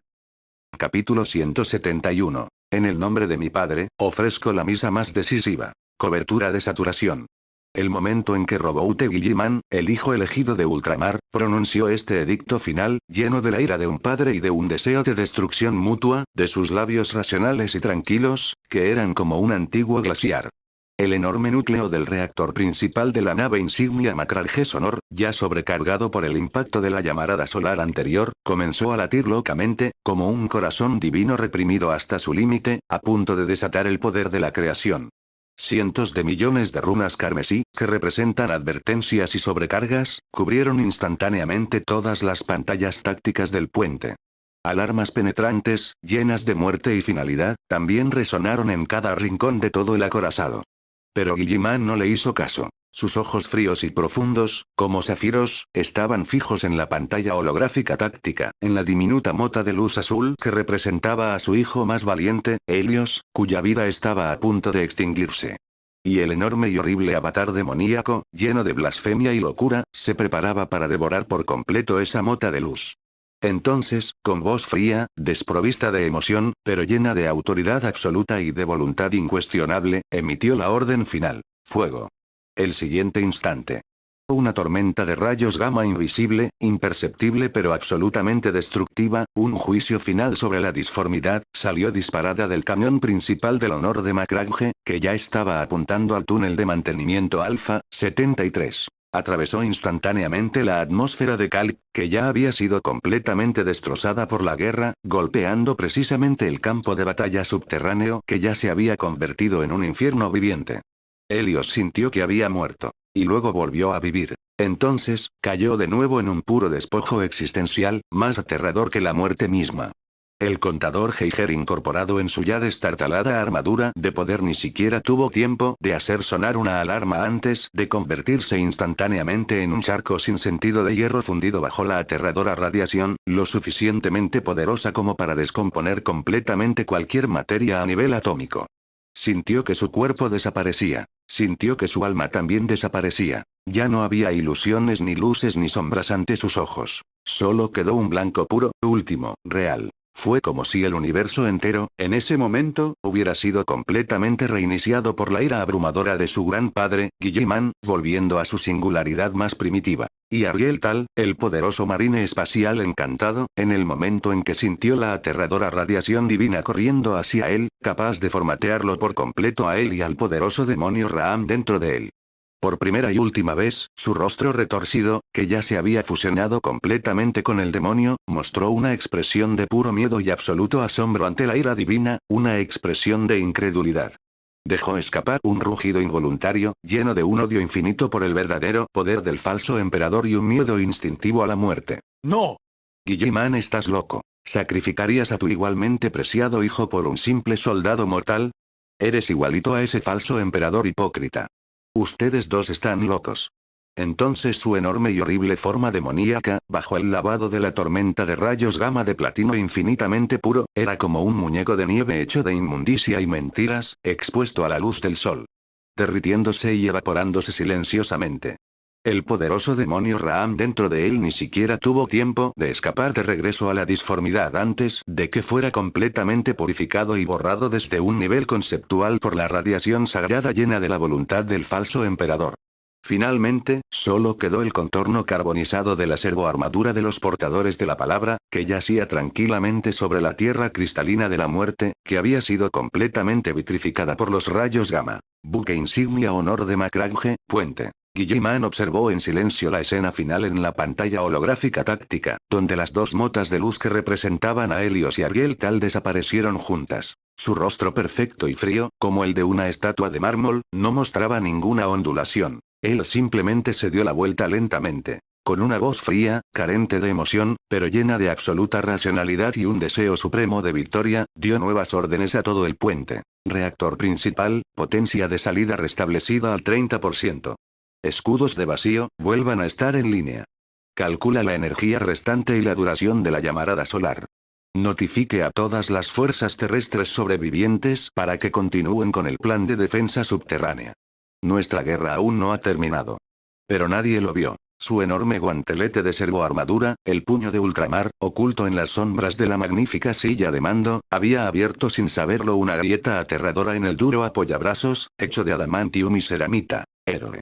La narración, como el requiem más profundo y trágico, resonó lentamente en los oídos de cada espectador. En el oscuro y distante 41 milenio, esta palabra ha perdido hace mucho tiempo su significado original. Ya no representa victoria y gloria, sino un precio más pesado y desgarrador. Guilliman, por su dignidad de padre, pagó con la vida de su hijo. Y Helios, por su honor como guerrero, ofreció su joven pero inmortal lealtad. Esta es la batalla de Kalps. Una guerra sin vencedores. Y una tragedia cuyo desenlace ya estaba destinado. Capítulo 172. Cuando los dioses dejaron de orar y comenzaron a dictar las leyes de la guerra. Un silencio sepulcral se cernía sobre el puente del buque insignia, el Macralgesonour. Solo quedaron los instrumentos, emitiendo un gemido triste y sobrecargado bajo el impacto de la tormenta de rayos gamma que todo lo destruyó. Y las frías y monótonas señales de alerta de interrupción, que llegan constantemente desde los canales de comunicación, significan el cese total de la vida para un comandante ultramarines tras otro.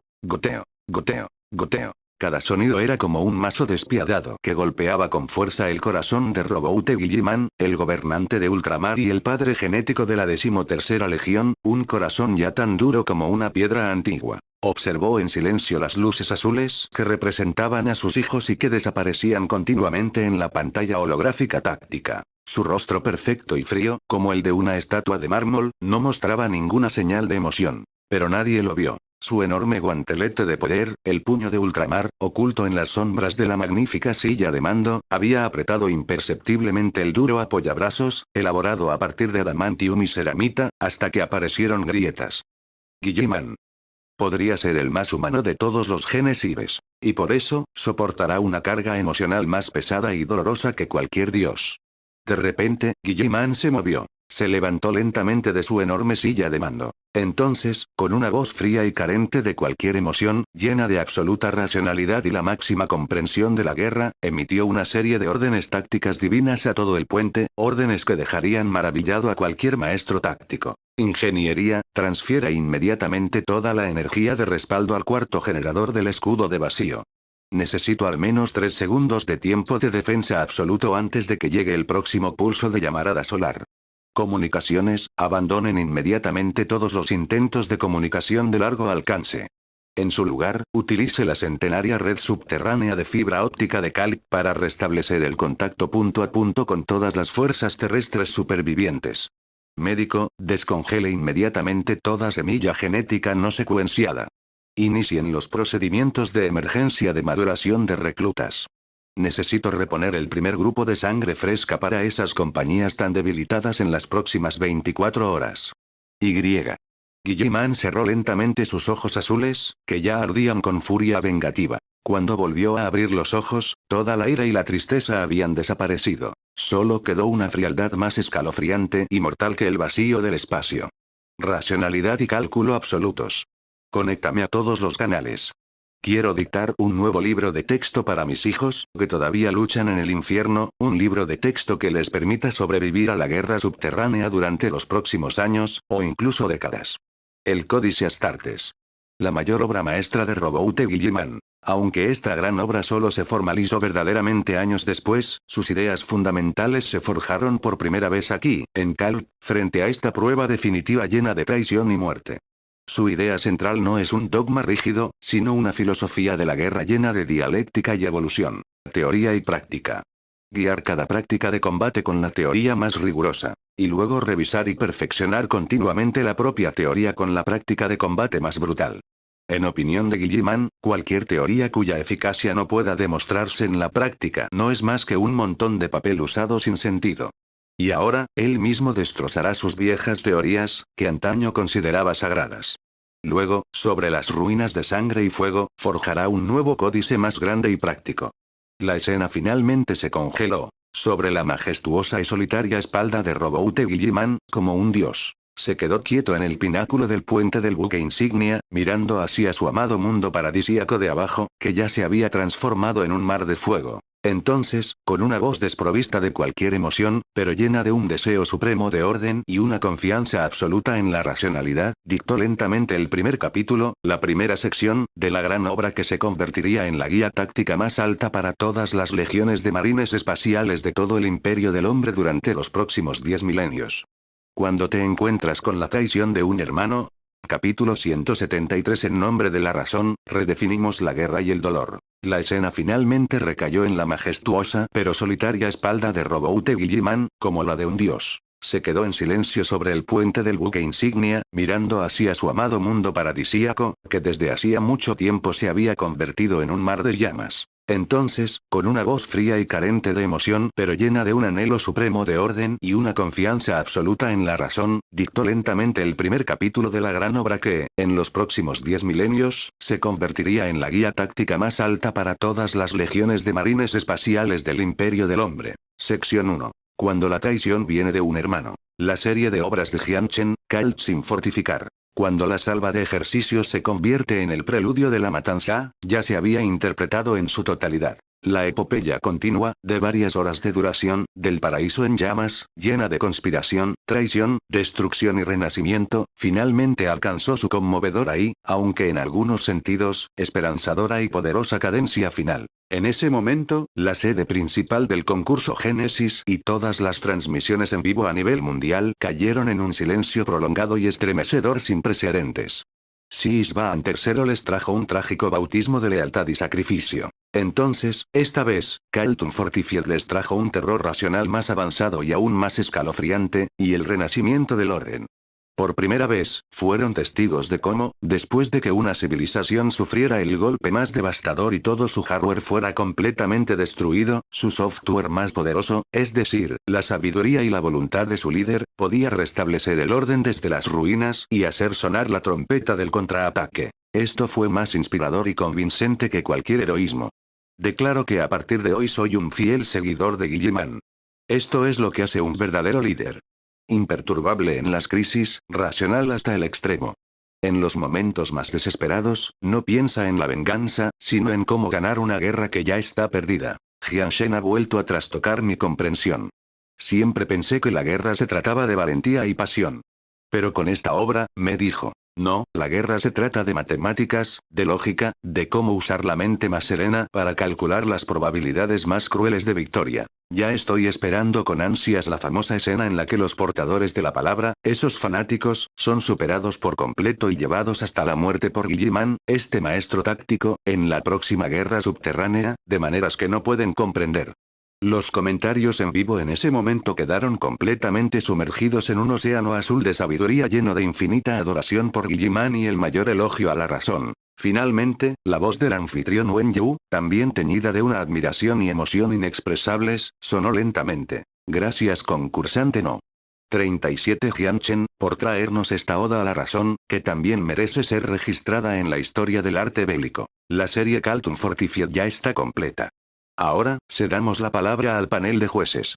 Esta vez, la primera en hablar sorprendentemente fue la señora Isabel Moreau, quien hasta entonces había sido el foco de atención debido a su mutación. Sus ojos, una vez nublados y embriagados, de color rosa púrpura, como nebulosas, ahora habían recuperado su claridad. Pero dentro de ellos había una transparencia y una compasión añadidas, como las de alguien que ha visto a través del mundo mortal, obtenidas solo después de presenciar el choque definitivo de dos religiones completamente diferentes. La razón en sí misma es la forma más alta de lealtad. Lo dijo lentamente, en un tono tranquilo, lleno de contemplación filosófica y de reflexión última sobre la existencia. Pero también es la forma más extrema de arrogancia. Guilliman intentó utilizar su razón y orden perfectos para construir un paraíso sin superstición ni irracionalidad. Pero olvidó que la humanidad misma es una criatura emocional y llena de irracionalidad. Y la lealtad, precisamente, es la manifestación máxima de lo irracional. Cuando la arrogancia de la razón se encuentra con la locura de la fe, entonces la quema del paraíso ya estaba destinada. Y Marcus Griffin, con un tono complejo lleno de infinito respeto por un verdadero marine espacial, dijo. Puede que Guilliman no sea el marine espacial más fuerte. Pero él es absolutamente el más aterrador general. Después de sufrir una traición y un ataque tan devastadores, fue capaz de transformar toda su ira y dolor en un contraataque táctico frío y mortal en tan solo unos minutos. y comenzó a prepararse para una guerra subterránea que estaba destinada a durar años, incluso décadas. Esta comprensión de la guerra y este deseo de victoria han trascendido desde hace mucho tiempo el reino de los mortales. Incluso comencé a sentir cierta simpatía por Lorgar y sus patéticos hijos. Porque lo que están a punto de enfrentar ya no es un vengador furioso, sino una máquina de guerra que ya los ha considerado peones en un tablero de ajedrez. Finalmente, ante la insistencia expectante y nerviosa del presentador Wen Yu, los 4 jueces una vez más presionaron sus puntajes finales para la serie de Jian Chen. 10.0, de Isabelle Moreau. 10.0, de Marcus Griffin. 10.0, de Sofía Chen. Y el 10.0 de Kenneth Aldrich, también lleno de un deseo infinito por una hype épica y el mayor respeto por un héroe racional. ¿Sí? Los 4 jueces. Una vez más, todos dieron una puntuación perfecta sin suspenso. Jian Chen, de una manera que podría hacer que todos los competidores se desesperaran por completo, continuó consolidando su ya inquebrantable estatus como dios. Así que, ahora, con el mayor respeto y la más ferviente expectativa por Jian Chen. La voz del anfitrión en ese momento también se volvió algo apasionada debido a la extrema emoción y orgullo. Comenzamos oficialmente la tercera etapa de la competencia principal, la quinta y también la última subtema. La pantalla holográfica gigante detrás de él cambió nuevamente. Esta vez, la escena ya no era el paraíso ardiente de Kali, sino una picadora de carne cósmica más oscura, más desesperante y más trágica, llena de hierro y fuego. 7 insignias de la Legión de Marines Espaciales de diferentes colores, como bestias atrapadas, lucharon y chocaron en el centro de la pantalla. Entre ellos, 3 legiones que representaban la lealtad, Manos de Hierro, Salamandras, Guardia del Cuervo, estaban siendo rodeadas sin piedad y masacradas por 4 legiones que representaban la traición, Guerreros de Hierro, Alfa, Portadores de la Palabra, Señores de la Noche. Y debajo de ese icono temático, lleno de traición definitiva y desesperadas batallas sangrientas, apareció lentamente una línea de nombres de subtemas, también llenos de grandeza épica y trágica. La fiesta de la picadora de carne cuando el hierro traiciona al hierro. ¿Sí? Todos.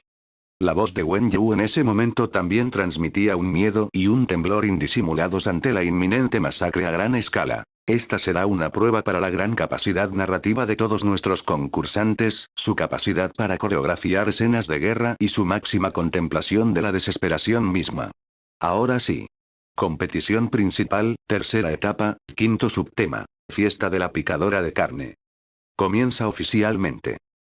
Capítulo 174. En el escenario llamado la picadora de carne, el acero traiciona al acero. Sobre la pantalla principal, el gran pergamino que representaba la galaxia ardiente, llena de guerra y lamentos, se desvaneció lentamente. En su lugar había una extensión negra, más concreta y escalofriante. Un mar interminable de dunas, como un mar de muerte. Este era Isbaan B. Esta fue la depresión de Ugaya. Un matadero predestinado que pronto ofrecería la sangre de 3 legiones leales y un Genesiré como sacrificio a su infame reputación de picadora de carne. Isbaan ve la segunda trampa que Horus eligió tras completar la purga dentro de su propia legión. Él, en nombre del Señor de la Guerra, declaró que Isbaan B había sido ocupada por rebeldes, y con este pretexto, reunió a 7 legiones hermanas que aún le mantenían absoluta lealtad para reprimir la rebelión. Pero su verdadero propósito era la selección. Desplegar a las 3 legiones leales más obstinadas, las Manos de Hierro, las Salamandras y la Guardia del Cuervo, que eran las menos propensas a tolerar su traición, como la primera ola de ataque hacia esta trampa mortal que había sido preparada para ellos desde hacía mucho tiempo. Entonces, las otras 4 legiones rebeldes que habían conspirado con él desde hacía mucho tiempo, los Guerreros de Hierro, los Amos de la Noche, el Alfa y los ya caídos Portadores de la Palabra, tenderían una red ineludible a su alrededor. Finalmente, con la batalla de cerco más trágica y completamente unilateral, estos 3 leales más firmes, junto con sus ridículos ideales y honor, serían completamente enterrados. Castor, este veterano curtido en la batalla de la 10ª compañía de la Legión de las Manos de Hierro, sintió que su alma ardía. Él y sus decenas de miles de hermanos de hierro, a bordo de enormes cañoneras Thunderhawk y lanchas de desembarco, se abalanzaron sobre la tierra negra y traicionera de la muerte de Isbaan B como hachas de batalla vengadoras forjadas con hierro y furia. Su corazón estaba lleno del más puro desdén y odio hacia los cobardes que habían traicionado al emperador y al imperio. Usaría su Volter y su hacha de energía para aplastar, purificar y quemar por completo a estos traidores que habían profanado el nombre de la humanidad hasta convertirlo en cenizas. Por Ferrus. Por el emperador. Hierro. Jamás. Se dobla. Acompañado por el rugido de hierro que podría destrozar todo el cielo, la primera ola de aterrizaje comenzó oficialmente. Las manos de hierro, las salamandras y la guardia del cuervo, tres gloriosas legiones igualmente leales al emperador, aunque con filosofías de combate muy diferentes, envolvieron instantáneamente las frágiles defensas construidas por los rebeldes locales en la depresión de Ugaya como un torrente imparable de acero. Los manos de hierro, al igual que su padre Gene de voluntad de hierro, lanzaron el asalto de hierro más feroz e inquebrantable desde el frente. Las salamandras, mientras tanto, usaron sus llamas y armas de fusión, capaces de derretir todo, para despejar el camino a las fuerzas auxiliares mortales. Y la guardia del cuervo, como un grupo de las sombras más letales, constantemente cosechaba las vidas de sus enemigos usando sus esquivas tácticas de guerrilla. Toda la batalla presentó una gran victoria unilateral, llena de esperanza y gloria. Y Ferrus Manus, este señor de hierro, incluso lideró desde el frente.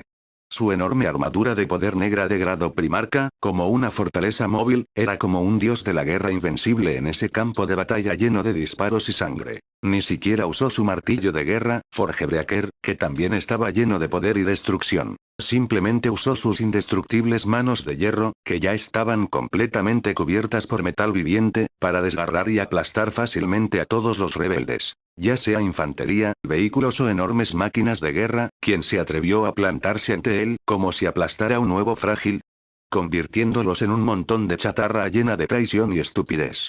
Mierda. Este es un verdadero primarca. Demasiado feroz. Demasiado irrazonable. Ferrus. Mi Superman de hierro. Por favor, azótame fuerte con tus duras manos de hierro. El de arriba es raro. Pero me gusta. Yo también lo quiero. Pero todos los guerreros leales estaban inmersos en la alegría de esta gran victoria aparentemente fácil. De repente. Un temblor silencioso, lleno de traición y muerte, envolvió todo el campo de batalla sin previo aviso.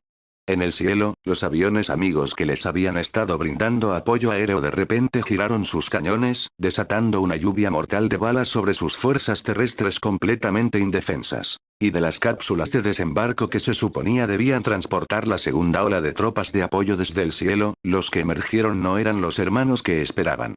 Pero verdugos con sonrisas burlonas en sus caras y cuchillos de carnicero en sus manos. Los guerreros de hierro. Los amos de la noche. El alfa. Y los portadores de la palabra, que ya habían demostrado su traición en las ruinas de Kalps.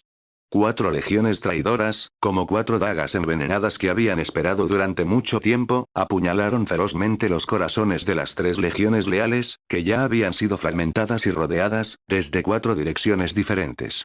¡No! Ferrus Manus, después de presenciar esta traición tan despreciable y desvergonzada, por primera y última vez, en su rostro duro como el hierro, dejó escapar un rugido bestial y loco lleno de una decepción infinita hacia sus hermanos y un odio absoluto por la traición. Horus. Cobarde. Traidor. Sal de aquí. Lucha contra mí. Capítulo 175. Cuando el acero se rompe, un dios cae ante la espada de su antiguo hermano, Horus. Ferrus Manus, el señor del hierro, dejó escapar un rugido volcánico de rabia, como un rayo negro lleno de muerte y destrucción, que atravesó el cielo rojo sangre de Isbaan B, que hacía tiempo que estaba teñido de carmesí por la guerra. Castor, un veterano curtido en la batalla de la 10ª compañía de la Legión de las Manos de Hierro, sintió que su sistema nervioso, ya algo entumecido por innumerables modificaciones genéticas e implantes mecánicos, se encendía instantáneamente al escuchar el rugido de su génesis divino, lleno de furia sin fin. Él y todos sus hermanos manos de hierro a su lado, con sus voces igualmente roncas y rechinantes, llenas de odio absoluto por la traición, gritaron su grito de batalla manos de hierro, grabado hace mucho tiempo en las partes más profundas de sus genes y almas. La carne es débil. El hierro es eterno. Por Ferrus. Por el emperador. Entonces, siguieron los pasos de su génesis cuya razón había sido completamente consumida por la rabia, lanzando una carga suicida condenada, trágica y loca hacia las posiciones de artillería rebeldes que desde hacía mucho tiempo habían tendido una red de acero alrededor de la depresión de Ugaya. La ira es a la vez la más poderosa y la más inútil de las fuerzas. Ferrus Manus, el génesis de la 10ª legión, los manos de hierro. Posee la fuerza del hierro, capaz de aplastar fácilmente a cualquier enemigo. Sin embargo, al mismo tiempo, tiene un temperamento volcánico, propenso a estallar a la menor provocación, y tolerancia cero a la traición. Y sus enemigos, ya sean Horus o Perturabo, son precisamente maestros de la guerra psicológica, muy hábiles en explotar las debilidades humanas para tender trampas. Esto significa que el resultado final de este duelo fraternal, también llamado hierro, ya no será un choque de fuerzas, sino una masacre unilateral donde la ira se verá despiadadamente manipulada por la conspiración. Auge. Justo cuando Ferrus y su escuadrón de élite de Terminators Morlock salieron de la cubierta de la nave de desembarco. Miles de piezas de artillería pesada y lanzacohetes de múltiples cañones pertenecientes a los guerreros de hierro y los portadores de la palabra, que habían estado en silencio durante mucho tiempo en las montañas que rodean la depresión de Ugaya, como los cazadores más pacientes que habían esperado durante siglos, finalmente apretaron sus gatillos sedientos. Decenas de miles de proyectiles altamente explosivos y perforantes, como una tormenta negra compuesta de hierro y muerte, llovieron con absoluta malicia y máximo desprecio por la vida sobre las 3 legiones leales, expuestas en la depresión abierta, habiendo perdido todo apoyo aéreo y cobertura orbital. Toda la depresión de Ugaya, en ese momento, se transformó por completo en una verdadera picadora de carne de hierro. Castor sintió que todo su mundo daba vueltas. Un segundo estaba gritando gritos de batalla con sus hermanos, cargando valientemente hacia las posiciones enemigas. Al segundo siguiente, un enorme proyectil excavador de un camión de asedio de los guerreros de hierro aterrizó precisamente encima del Land Raider que circulaba a toda velocidad junto a él. Auge. La robusta armadura de aleación, capaz de soportar múltiples impactos directos de misiles antitanque, se rasgó y pulverizó como el papel más frágil ante este proyectil de asedio, diseñado específicamente para abrir brecha en fortalezas. Todo el escuadrón de Terminators Manos de Hierro que llevaba dentro ni siquiera tuvo tiempo de emitir un solo grito de agonía. Ellos, junto con su igualmente robusta armadura táctica Dreadnought, fueron completamente derretidos y evaporados por la aterradora explosión y el chorro de metal sobrecalentado, convirtiéndose en un hierro fundido ardiente, lleno de lealtad y desgana. En cuanto al propio Castor, fue arrojado violentamente por la onda expansiva de la explosión masiva, como un muñeco de trapo roto, dando varias vueltas en el aire antes de estrellarse fuertemente contra los restos en llamas de un transporte Rhino que había sido partido por la mitad. Castor luchó por salir de los restos de hierro retorcidos y que emitían humo. El sistema de soporte vital de la servoarmadura había fallado por completo, y una serie de alarmas penetrantes que indicaban daños fatales sonaron desde adentro. Tenía el brazo izquierdo roto y la pierna derecha también. Incluso su sistema nervioso, acostumbrado desde hacía tiempo al dolor, quedó casi completamente destruido por la interminable agonía de ese momento. Pero aún así no se cayó. Porque era Manos de Hierro. Porque su génesis de Ferrus Manus seguía luchando. Luchó por levantar la cabeza, intentando encontrar la gran e inquebrantable figura de su Padre Divino en medio del caótico campo de batalla, lleno de fuego de artillería y muerte. Entonces lo vio. Vio a su Padre, su Dios, ser decapitado sin esfuerzo por otra figura, aún más arrogante y perfecta, vestida con una magnífica armadura de guerra de color púrpura y oro, su hermano más cercano, el primarca caído. Fulgrim. Con una espada demoníaca traicionera y cruel, poseída por un demonio. Sin esfuerzo. Le cortaron la cabeza. Esa cabeza, que una vez representó el hierro y el orgullo inquebrantable, demasiado altiva para ser profanada por cualquier mortal, es la cabeza del primarca. Rodó y cayó como un pedazo de basura común y descartado directamente frente a Castor. Sus ojos aún muy abiertos, llenos de incredulidad y rabia sin fin, miraban fijamente a su completamente aturdido hijo.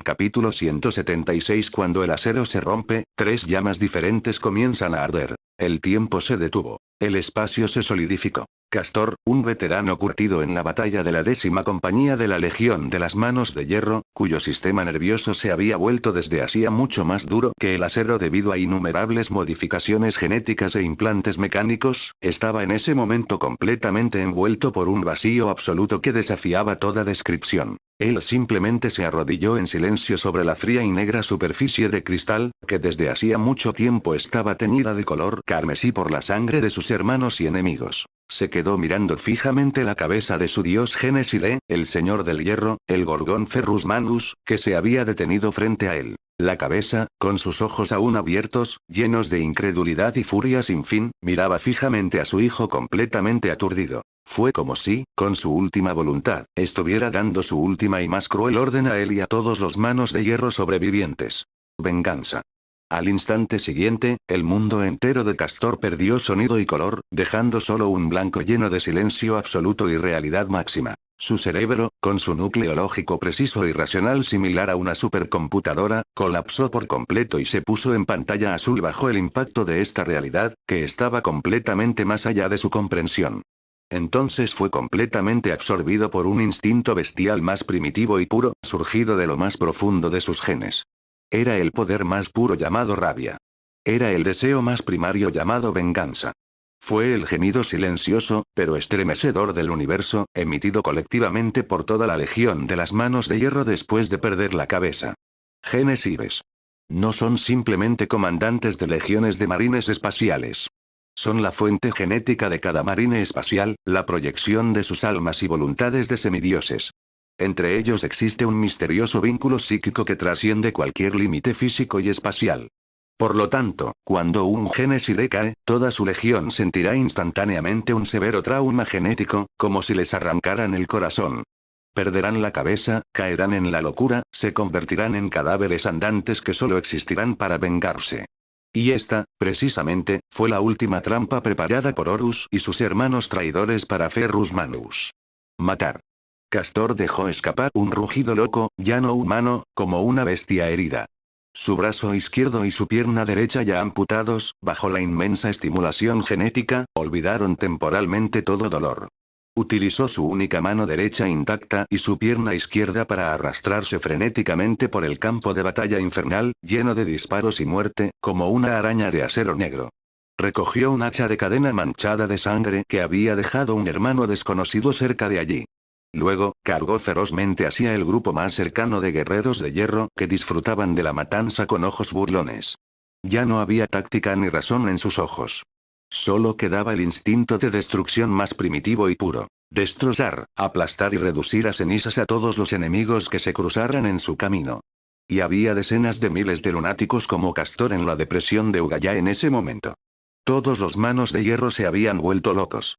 Después de presenciar la muerte de su padre, su orgullosa voluntad de hierro se derrumbó instantáneamente y se transformaron por completo en un grupo de bestias de guerra que solo conocían la venganza. Abandonaron todas las tácticas y formaciones y lanzaron una última y trágica carga suicida hacia las posiciones traidoras que ya habían preparado un bolsillo para ellos, sin importar el costo. Y les esperaba el frío y despiadado bombardeo de artillería de los guerreros de hierro, que ya habían calculado todos los tiempos de ataque. Fue la cruel emboscada de los amos de la noche, llena de tortura y terror. Fueron las oraciones maliciosas de los portadores de la palabra, llenas de blasfemias y maldiciones. Fue la esquiva, indefendible y fatal puñalada por la espalda de la Legión Alfa. No, no. En el panel de jueces, Marcus Griffin, al ver a aquellos hombres duros como el hierro que alguna vez admiró más cargando como un grupo de bestias locas hacia la trampa mortal que ya estaba destinada, mostró una expresión de dolor insoportable en su rostro, que usualmente era tan duro como una roca. Pero incluso en medio de este requiem de hierro lleno de destrucción y desesperación, todavía ardían otras dos chispas diferentes. Salamandras. Liderados por el grito de batalla de sacrificio y protección de su Génesis, Vulcan, formaron muros insuperables de carne y sangre con sus enormes cuerpos de servoarmadura negra, capaces de resistir las llamas. Estaban defendiéndose de la cruel matanza de los amos de la noche por las aterrorizadas y desarmadas fuerzas auxiliares mortales. Cada uno de sus guerreros, antes de caer, utilizaría su último aliento para detonar la bomba de fusión que tenía en la mano, persiguiendo junto al enemigo. Estaban usando sus vidas para interpretar lo que era la verdadera protección. Guardia del Cuervo. Bajo las sabias y tranquilas órdenes de su padre genético, Corax, se dividieron en unidades más pequeñas. Como un grupo de fantasmas negros y silenciosos, desaparecieron en las sombras llenas de disparos y muerte, usando la cobertura de interminables explosiones y humo. Estaban usando su razón y perseverancia para preservar la última y más preciada chispa de esperanza para toda la facción leal.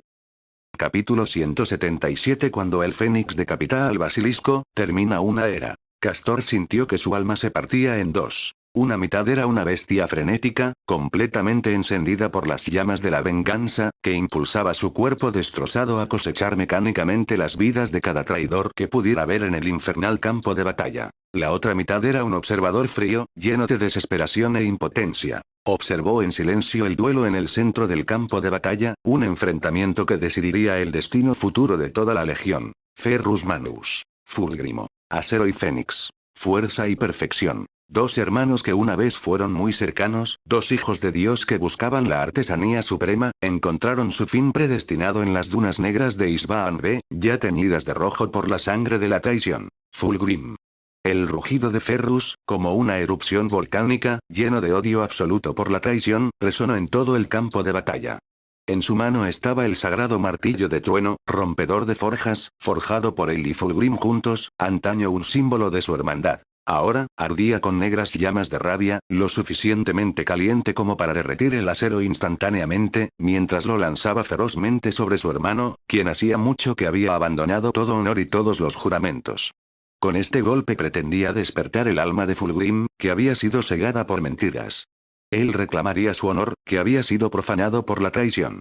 Pero lo que lo recibió fue una espada demoníaca púrpura y espeluznante, llena de elegancia, letalidad y una búsqueda morbosa de la perfección. Mi hermano, mi querido Ferrus.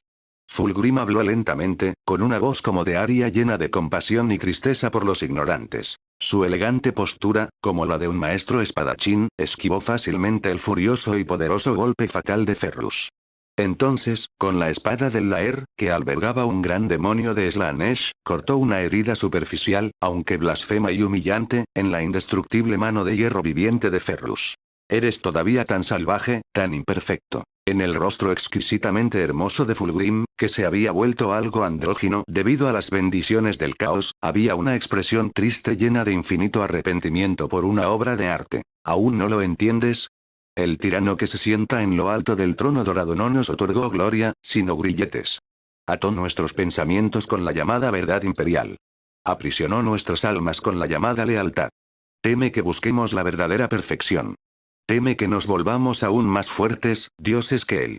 Ven, Ferrus, abandona tu ridícula lealtad y abraza a Slaanesh, la verdadera encarnación del arte y la perfección.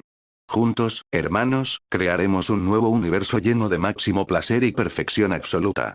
Cállate. Traidor. La respuesta de Ferrus fue un golpe de martillo trueno, aún más lleno de rabia y poder.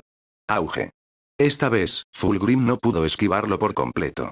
Aunque logró bloquear el impacto directo del rompeforjas con su espada demoníaca, la fuerza aterradora, suficiente para destrozar fácilmente un tanque de batalla principal y convertirlo en chatarra, aún envió su aparentemente elegante cuerpo a volar.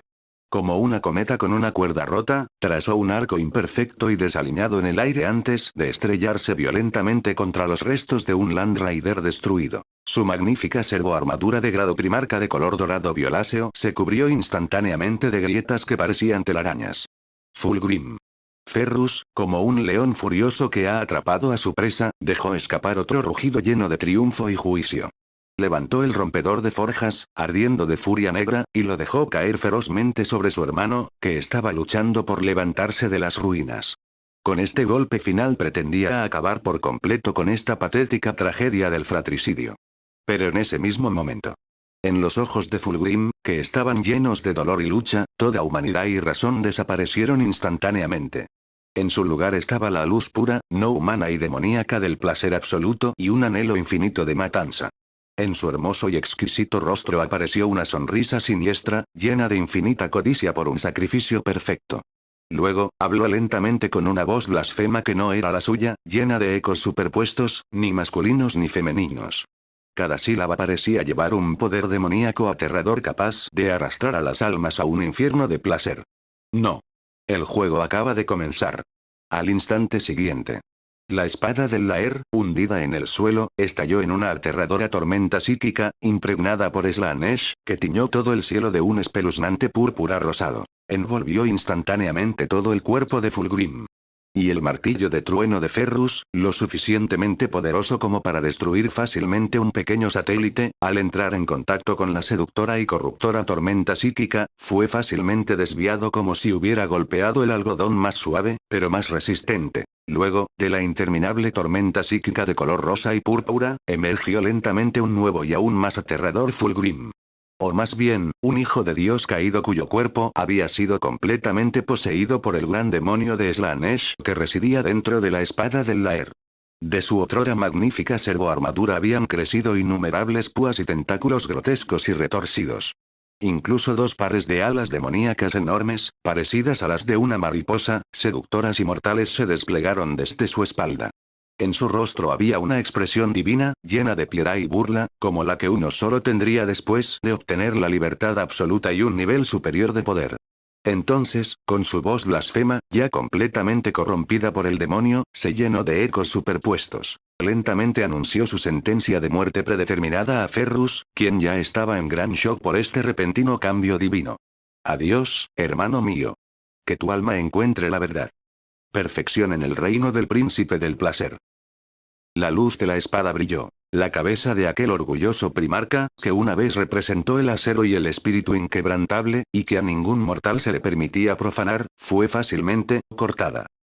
Capítulo 78. Cuando un dios muere, otro cae en la locura eterna. La ira de Ferrus Manus se estaba desvaneciendo. En su lugar había un dolor más profundo y frío. Miró a su hermano, que hacía tiempo que había sido completamente envuelto por una tormenta psíquica púrpura, y a su forma demoníaca, que ya no era la suya, llena de blasfemia y locura, y finalmente entendió. A lo que se enfrentaba ya no era a Fulgrim, su querido hermano, que una vez había sudado junto a él en la forja, creando artefactos divinos juntos. En cambio, era una marioneta patética, cuyo cuerpo había sido ocupado por completo desde hacía mucho tiempo por un antiguo dios malvado de la disformidad. Fulgrim. Ferrus habló lentamente, con la voz cansada y llena de un infinito arrepentimiento por el pasado y una despedida final a su hermano. Mi hermano. Parece que lo único que puedo hacer por ti hoy es liberarte por completo, junto con tu alma contaminada, de esta patética y dolorosa jaula. Al instante siguiente, sus indestructibles manos de hierro, hechas de metal viviente, agarraron firmemente al rompeforjas, que también ardía con furia negra. Lanzó su juicio final, más feroz y de hierro contra el demonio que disfrutaba de su desesperación con una mirada de gato y ratón. Pero Fulgrim, que había sido completamente poseído por el gran demonio de Slanesh, tenía una velocidad de reacción y una fuerza que ya superaba todo lo que un mortal, o incluso un primarca, pudiera comprender. Él simplemente se hizo a un lado con una postura elegante llena de burla infinita ante la lucha de una hormiga moribunda. Entonces, con la espada del Laer, que hacía tiempo que se había convertido en una con su brazo, se lanzó hacia arriba como una serpiente venenosa, en un ángulo increíble. Chi.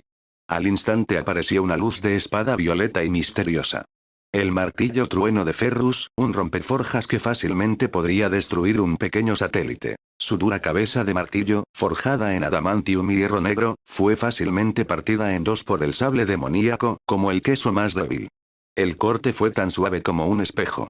No. Ferrus miró los restos del martillo de guerra que aún quedaban en su mano, y en sus ojos, duros como el hierro, había una expresión de absoluta conmoción e incredulidad. No podía creer que su mayor obra maestra, forjada con Fulgrim y representando su hermandad, fuera destruida tan fácilmente por la propia mano de su hermano. Y en ese instante de distracción, menos de una décima de segundo, el demonio, que había estado esperando durante mucho tiempo, aprovechó la oportunidad. Adiós, hermano mío. La voz blasfema sonó de nuevo. Una luz de espada púrpura más seductora y mortal, como un rayo de muerte proveniente del infierno del placer, cortó instantáneamente el cuello desprotegido de Ferrus. Castor lo vio. Él y todos los manos de hierro supervivientes lo vieron. Vieron a su padre genético parecido a un dios, su inquebrantable señor de hierro, su gorgona, Ferrus Manus, que se negó a creer que su hermano lo traicionaría hasta su muerte. Su cabeza orgullosa e inquebrantable, llena de rabia sin fin por la traición, fue cortada limpiamente y voló hacia arriba por una espada larga púrpura y espeluznante. En el cielo sangriento, ya teñido de rojo por la guerra, se dibujó una parábola negra y mortal llena de tragedia, ironía y el fin de una era. Luego, aterrizó pesadamente sobre las dunas negras, ya completamente cubiertas de sangre y cenizas, haciendo un ruido sordo que fue suficiente para romper los corazones de todos los manos de hierro. Y Fulgrim, o mejor dicho, el gran demonio de Slanesh que acababa de completar un asesinato perfecto. Al ver la cabeza ciega de Ferrus, una sonrisa borracha de infinita satisfacción por el trofeo y de absoluto disfrute de la victoria apareció en su rostro. Pero, en ese momento, un rastro de lucha mortal y dolor repentinamente brilló en sus ojos iluminados por el demonio. Era Fulgrim. Era el verdadero Fulgrim, quien había sido reprimido en lo más profundo de su alma. Su humanidad destrozada despertó brevemente después de verse a sí mismo matando a su querido hermano con sus propias manos. No, no. ¿Qué he hecho? Ferrus, mi hermano. Rugió como un loco, con la voz ronca y llena de lágrimas, llena de remordimiento infinito y de absoluto odio hacia sí mismo. Él arrojó la espada del Laer, llena de pecado y maldiciones. Se arrodilló ante el cadáver frío y sin cabeza de Ferrus. Con sus manos, también manchadas con la sangre de su hermano, golpeó su magnífica pero pecaminosa placa de poder pectoral, emitiendo una serie de lamentos llenos de desesperación y autodestrucción. Pero ya era demasiado tarde. La espada del Laer, que había arrojado al suelo, estalló una vez más en una tormenta psíquica púrpura más intensa y posesiva, envolviendo instantáneamente su alma ya colapsada. No, no hiciste nada malo, mi querido Avatar. Una voz demoníaca tentadora y reconfortante, sin género, sonó una vez más desde lo más profundo de su alma. Simplemente has completado una obra de arte sumamente perfecta. Simplemente has liberado un alma imperfecta de los confines de su cuerpo tosco. Deberías estar orgulloso de esto, deberías estar feliz por esto. Al instante siguiente. Los ojos de Fulgrim, que habían estado llenos de dolor y lucha, volvieron a quedar vacíos y entumecidos, para luego ser reemplazados por una alegría más profunda, pura y falsa. Se levantó lentamente, recogió la espada demoníaca que hacía tiempo se había convertido en una con él, y también recogió la cabeza de Ferrus Manus, que hacía tiempo que había perdido todo calor. Luego, caminó lentamente hacia el espíritu vengativo, la nave insignia de Horus, que había estado esperando durante mucho tiempo. Sus dos grandes alas demoníacas, parecidas a las de una mariposa, bajo el crepúsculo sangriento de Isbaan B, exudaban una belleza inquietante llena de corrupción y maldad. Capítulo 179. En la picadora de carne, elegimos cómo morir. Castor murió. En el momento en que vio cómo otro hermano cortaba sin piedad la cabeza de su divino Génesis Ferrus Manus, su alma, como un ser viviente, pensante e inteligente, ya había perecido. Lo que quedó fue simplemente una máquina de guerra fría y loca, impulsada completamente por el inmenso dolor del nivel genético y una sed interminable de venganza. Ya no sentía ningún dolor ni tenía ningún recuerdo del miedo. Sus ojos solo tenían el objetivo más puro y primario: matar. Matad a todos los traidores que se encuentren delante de él. Matad a todos estos cobardes que traicionaron al emperador y al honor. Maten a todos estos asesinos que mataron a su padre. Él y sus decenas de miles de hermanos manos de hierro igualmente locos, como una marea negra, llena de muerte y destrucción, cargaron sin miedo contra la picadora de carne de acero formada por las 4 legiones traidoras. Habían abandonado hacía tiempo todas las tácticas y formaciones. Incluso habían abandonado sus igualmente poderosos bolters. Simplemente usaron sus cuerpos, que habían sido completamente armados hasta los dientes por una voluntad de hierro, y las hachas de poder y las espadas sierra en sus manos, igualmente llenas de ira y poder, para participar en el combate cuerpo a cuerpo más primitivo y sangriento. Con sus vidas y sus almas, sobre las negras dunas de Isbaan B, ya teñidas de rojo con la sangre de la traición, representaron la más trágica y triste requiem de hierro por su padre fallecido y su honor destrozado. Loco. En el panel de jueces, Marcus Griffin, al ver a los manos de hierro, a quienes una vez admiró más, cargando como un grupo de polillas irracionales sin miedo hacia las llamas de una muerte segura, mostró por primera vez una mirada de dolor y compasión en su rostro generalmente sólido como una roca. Están todos locos. Pero incluso en medio de este canto fúnebre de hierro lleno de destrucción y desesperación, otras 2 chispas distintas seguían ardiendo. Salamandras. Liderados por el grito de batalla lleno de sacrificio y protección de su Génesis Vulcan, formaron un muro insuperable de carne y sangre con sus enormes cuerpos blindados de poder negro resistentes a las llamas. Protegieron a las aterrorizadas y desarmadas fuerzas auxiliares mortales de la cruel matanza de los amos de la noche. Cada uno de sus guerreros, antes de caer, utilizaría su último aliento para detonar las bombas de fusión que tenía en sus manos, persiguiendo junto a sus enemigos. Estaban usando sus vidas para interpretar lo que era la verdadera protección. Guardia del Cuervo. Bajo las sabias y tranquilas órdenes de su padre genético, Corax, se dispersaron en unidades más pequeñas. Como un grupo de fantasmas negros y silenciosos, desaparecieron en las sombras llenas de disparos y muerte, usando la cobertura de interminables explosiones y humo.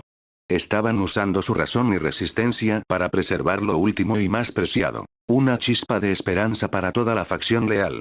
Ira, protección y razón. Los Manos de Hierro decidieron usar la ira para una venganza mutuamente destructiva. Las salamandras eligieron usar la protección para cumplir con su credo de autosacrificio y salvar a los mortales. Y la Guardia del Cuervo decidió usar la razón para preservar un rayo de esperanza de un regreso en esta guerra ya perdida. No hay bien ni mal, ni superioridad ni inferioridad. Solo hay diferentes destinos forjados por diferentes culturas de legión y diferentes genes Ives. La escena finalmente se congeló. En ese momento Fulgrim, llevando la cabeza invisible de Ferrus, abordó la nave insignia de Horus. El espíritu vengativo. Presentó este trofeo, que antaño representaba el vínculo fraternal más estrecho, como un regalo ordinario a su nuevo amo. Y Horus, al ver la cabeza de Ferrus llena de rabia sin fin, no mostró tristeza en su rostro. Solo una sonrisa fría y satisfecha, esa que uno tiene después de superar el obstáculo más persistente en su camino hacia adelante. Así, la escena más sangrienta y trágica de la masacre del desembarco de Isbaan Bey llegó oficialmente a su fin, llena de traición y muerte. Y todo el torneo Génesis, etapa 3 del evento principal, elegía de la Edad de Oro, también llegó a su conclusión. Yo ya no sé qué decir. En ese momento, la voz del presentador Wen Yu se entrecortó por una tristeza y una conmoción extremas. Solo quiero decir, Jian Chen. Una vez más has refrescado con éxito todos nuestros límites inferiores de comprensión respecto a la guerra y la tragedia. Ahora, den la bienvenida a nuestros 4 jueces para que den sus comentarios y puntajes finales sobre el trabajo de Jian Chen en el último subtema de este escenario, la fiesta de la picadora de carné, y su desempeño general en los 5 subtemas de este escenario. Capítulo 180. Sobre las ruinas del oro, discutimos la definición de traición y lealtad. En la pantalla principal, el hermoso rostro de Fulgrim, ya ocupado por un demonio, lleno de perfección retorcida y alegría sin fin, y la cabeza de su hermano más cercano, Ferrus Manus, en su mano, cuyos ojos aún estaban abiertos en la muerte, formaron una pintura al óleo infernal llena de ironía, tragedia y el final completo de una era, y luego se atenuó lentamente. Se fue, Manos de Hierro, se fue. Mi Gorgona, mi señor de hierro, ser traicionado y decapitado por su hermano más confiable de esta manera, no puedo aceptarlo, realmente no puedo aceptarlo. Lloro tanto, de verdad que lloro tanto, ¿por qué? Jian Shen. ¿Por qué trataste así a un guerrero tan puro? ¿Por qué nos hiciste ver un final tan desesperado? Porque esto es la guerra. Porque este es el oscuro, cruel y nada heroico, 41º milenio. En ese momento, los comentarios en voz alta en la transmisión en vivo quedaron completamente sumergidos en un océano negro de lágrimas, lleno de angustia, desesperación y una sensación de impotencia ante la tragedia. Finalmente, la voz del anfitrión Wen Yu, que también tenía una pesadez y ronquera inefables, comenzó a hablar lentamente. Gracias, concursante no. 37 Jian Chen, por traernos este requiem por el hierro, que es suficiente para hacer llorar incluso a los hombres más endurecidos. La serie La fiesta de la picadora de carné ya ha concluido su emisión. Ahora, cedamos la palabra al panel de jueces. Esta vez, la primera en hablar fue la señora Isabel Moreau. En sus ojos, que hacía tiempo que habían recuperado la claridad y la racionalidad, brillaba una sabiduría y una compasión que solo llegan después de presenciar personalmente la traición más extrema y el sacrificio más puro. El amor y el odio son, de hecho, la misma emoción, dijo lentamente, en un tono tranquilo lleno de contemplación filosófica y de reflexión última sobre la naturaleza humana. El amor de Fulgrim por Ferrus era real. Y precisamente por eso, el odio que surgió cuando este amor fue distorsionado por el caos se volvió tan profundamente arraigado y tan mortal. Lo que él personalmente cortó no fue solo la cabeza de su hermano, sino también el último vestigio de su propia humanidad, que había desaparecido hacía mucho tiempo. Una tragedia fraternal, shakespeariana y perfecta. Y Marcus Griffin, en un tono complejo lleno de infinito pesar por el héroe y de profunda reflexión sobre la guerra, dijo. La rabia de Ferrus forjó su valentía, y también forjó su muerte. Si bien la racionalidad de Corax le hizo perder la oportunidad de venganza, también preservó una chispa de esperanza para toda la facción leal. Ira y racionalidad, sacrificio y supervivencia, frente a la guerra, esta gigantesca picadora de carne, ¿cuál es la opción correcta? Jiang Chen todavía no nos ha dado la respuesta. Él simplemente nos presentó estos dos destinos diferentes y sangrientos, dejándonos reflexionar y elegir por nosotros mismos. Finalmente, ante la insistencia expectante y nerviosa del presentador Wen Yu, los 4 jueces presionaron una vez más sus puntajes finales para la serie de Jiang Chen. 10,0 puntos, de Isabelle Moreau. 10,0 puntos, de Marcus Griffin. 10,0 puntos, de Sofía Chen. Y los 10,0 de Kenneth Aldrich, también llenos de un anhelo infinito por una propiedad intelectual épica y el mayor respeto por un héroe trágico. ¿Sí? Los 4 jueces. Otra vez. Sin suspenso, todos dieron la máxima puntuación. En este punto, la tercera etapa de la competencia principal, elegía de la Edad de Oro, concluyó oficialmente con sus 5 subtemas.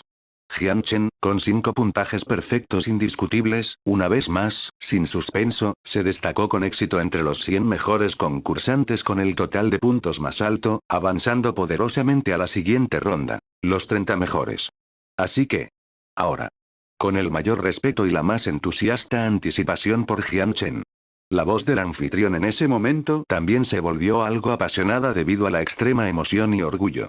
Comienza oficialmente el evento principal de esta competición, la cuarta etapa. El crepúsculo de los ídolos. La pantalla holográfica gigante detrás de él cambió nuevamente. Esta vez, la imagen ya no era de ningún campo de batalla o planeta específico, sino de una sala de arte abstracta, más grandiosa, más filosófica y contemplativa. Innumerables ídolos que alguna vez fueron adorados por el mundo, ya sean orientales u occidentales, antiguos o modernos, religiosos o seculares, todos se derrumbaron, se hicieron añicos y se convirtieron en polvo en este momento. Y debajo de ese tema icónico, lleno de subversión y remodelación, emergió lentamente un tema escénico igualmente lleno de significado épico y contemplativo. El crepúsculo de los ídolos, cuando los dioses descienden del altar. ¿Sí? Todos. La voz de Wen Yu en ese momento también transmitía un miedo y un temblor manifiestos ante la subversión cognitiva a gran escala que estaba por llegar. En esta etapa exploraremos colectivamente una propuesta eterna sobre la fe y la desilusión. Cuando un ídolo, como un dios, en lo más profundo de una civilización, una sociedad o incluso un individuo, ya sea un líder, una ideología o un trozo de la historia, se derrumba, ¿a dónde irá el mundo? ¿Construirá un nuevo templo sobre las ruinas? ¿O se hundirá para siempre en la nada infinita? Este será el juicio más alto, de la capacidad de contemplación filosófica, la profundidad de pensamiento y la reflexión final sobre la verdad misma de todos nuestros concursantes. Y ahora. La cuarta etapa de la competición principal, el crepúsculo de los ídolos. Comienza oficialmente. Cuando esas palabras aparecieron en la pantalla grande, el mundo entero pareció escuchar un evangelio encantador y suave de un traidor. Título de la serie. Prisma de la verdad. La galaxia ardiente en los ojos del traidor. Obra de apertura, primera parte. El Evangelio de Horus. Una carta abierta a Terra sobre la liberación y el renacimiento. Etiquetas de trabajo. Filosofía, debate, propaganda, historia, reversión, falso documental.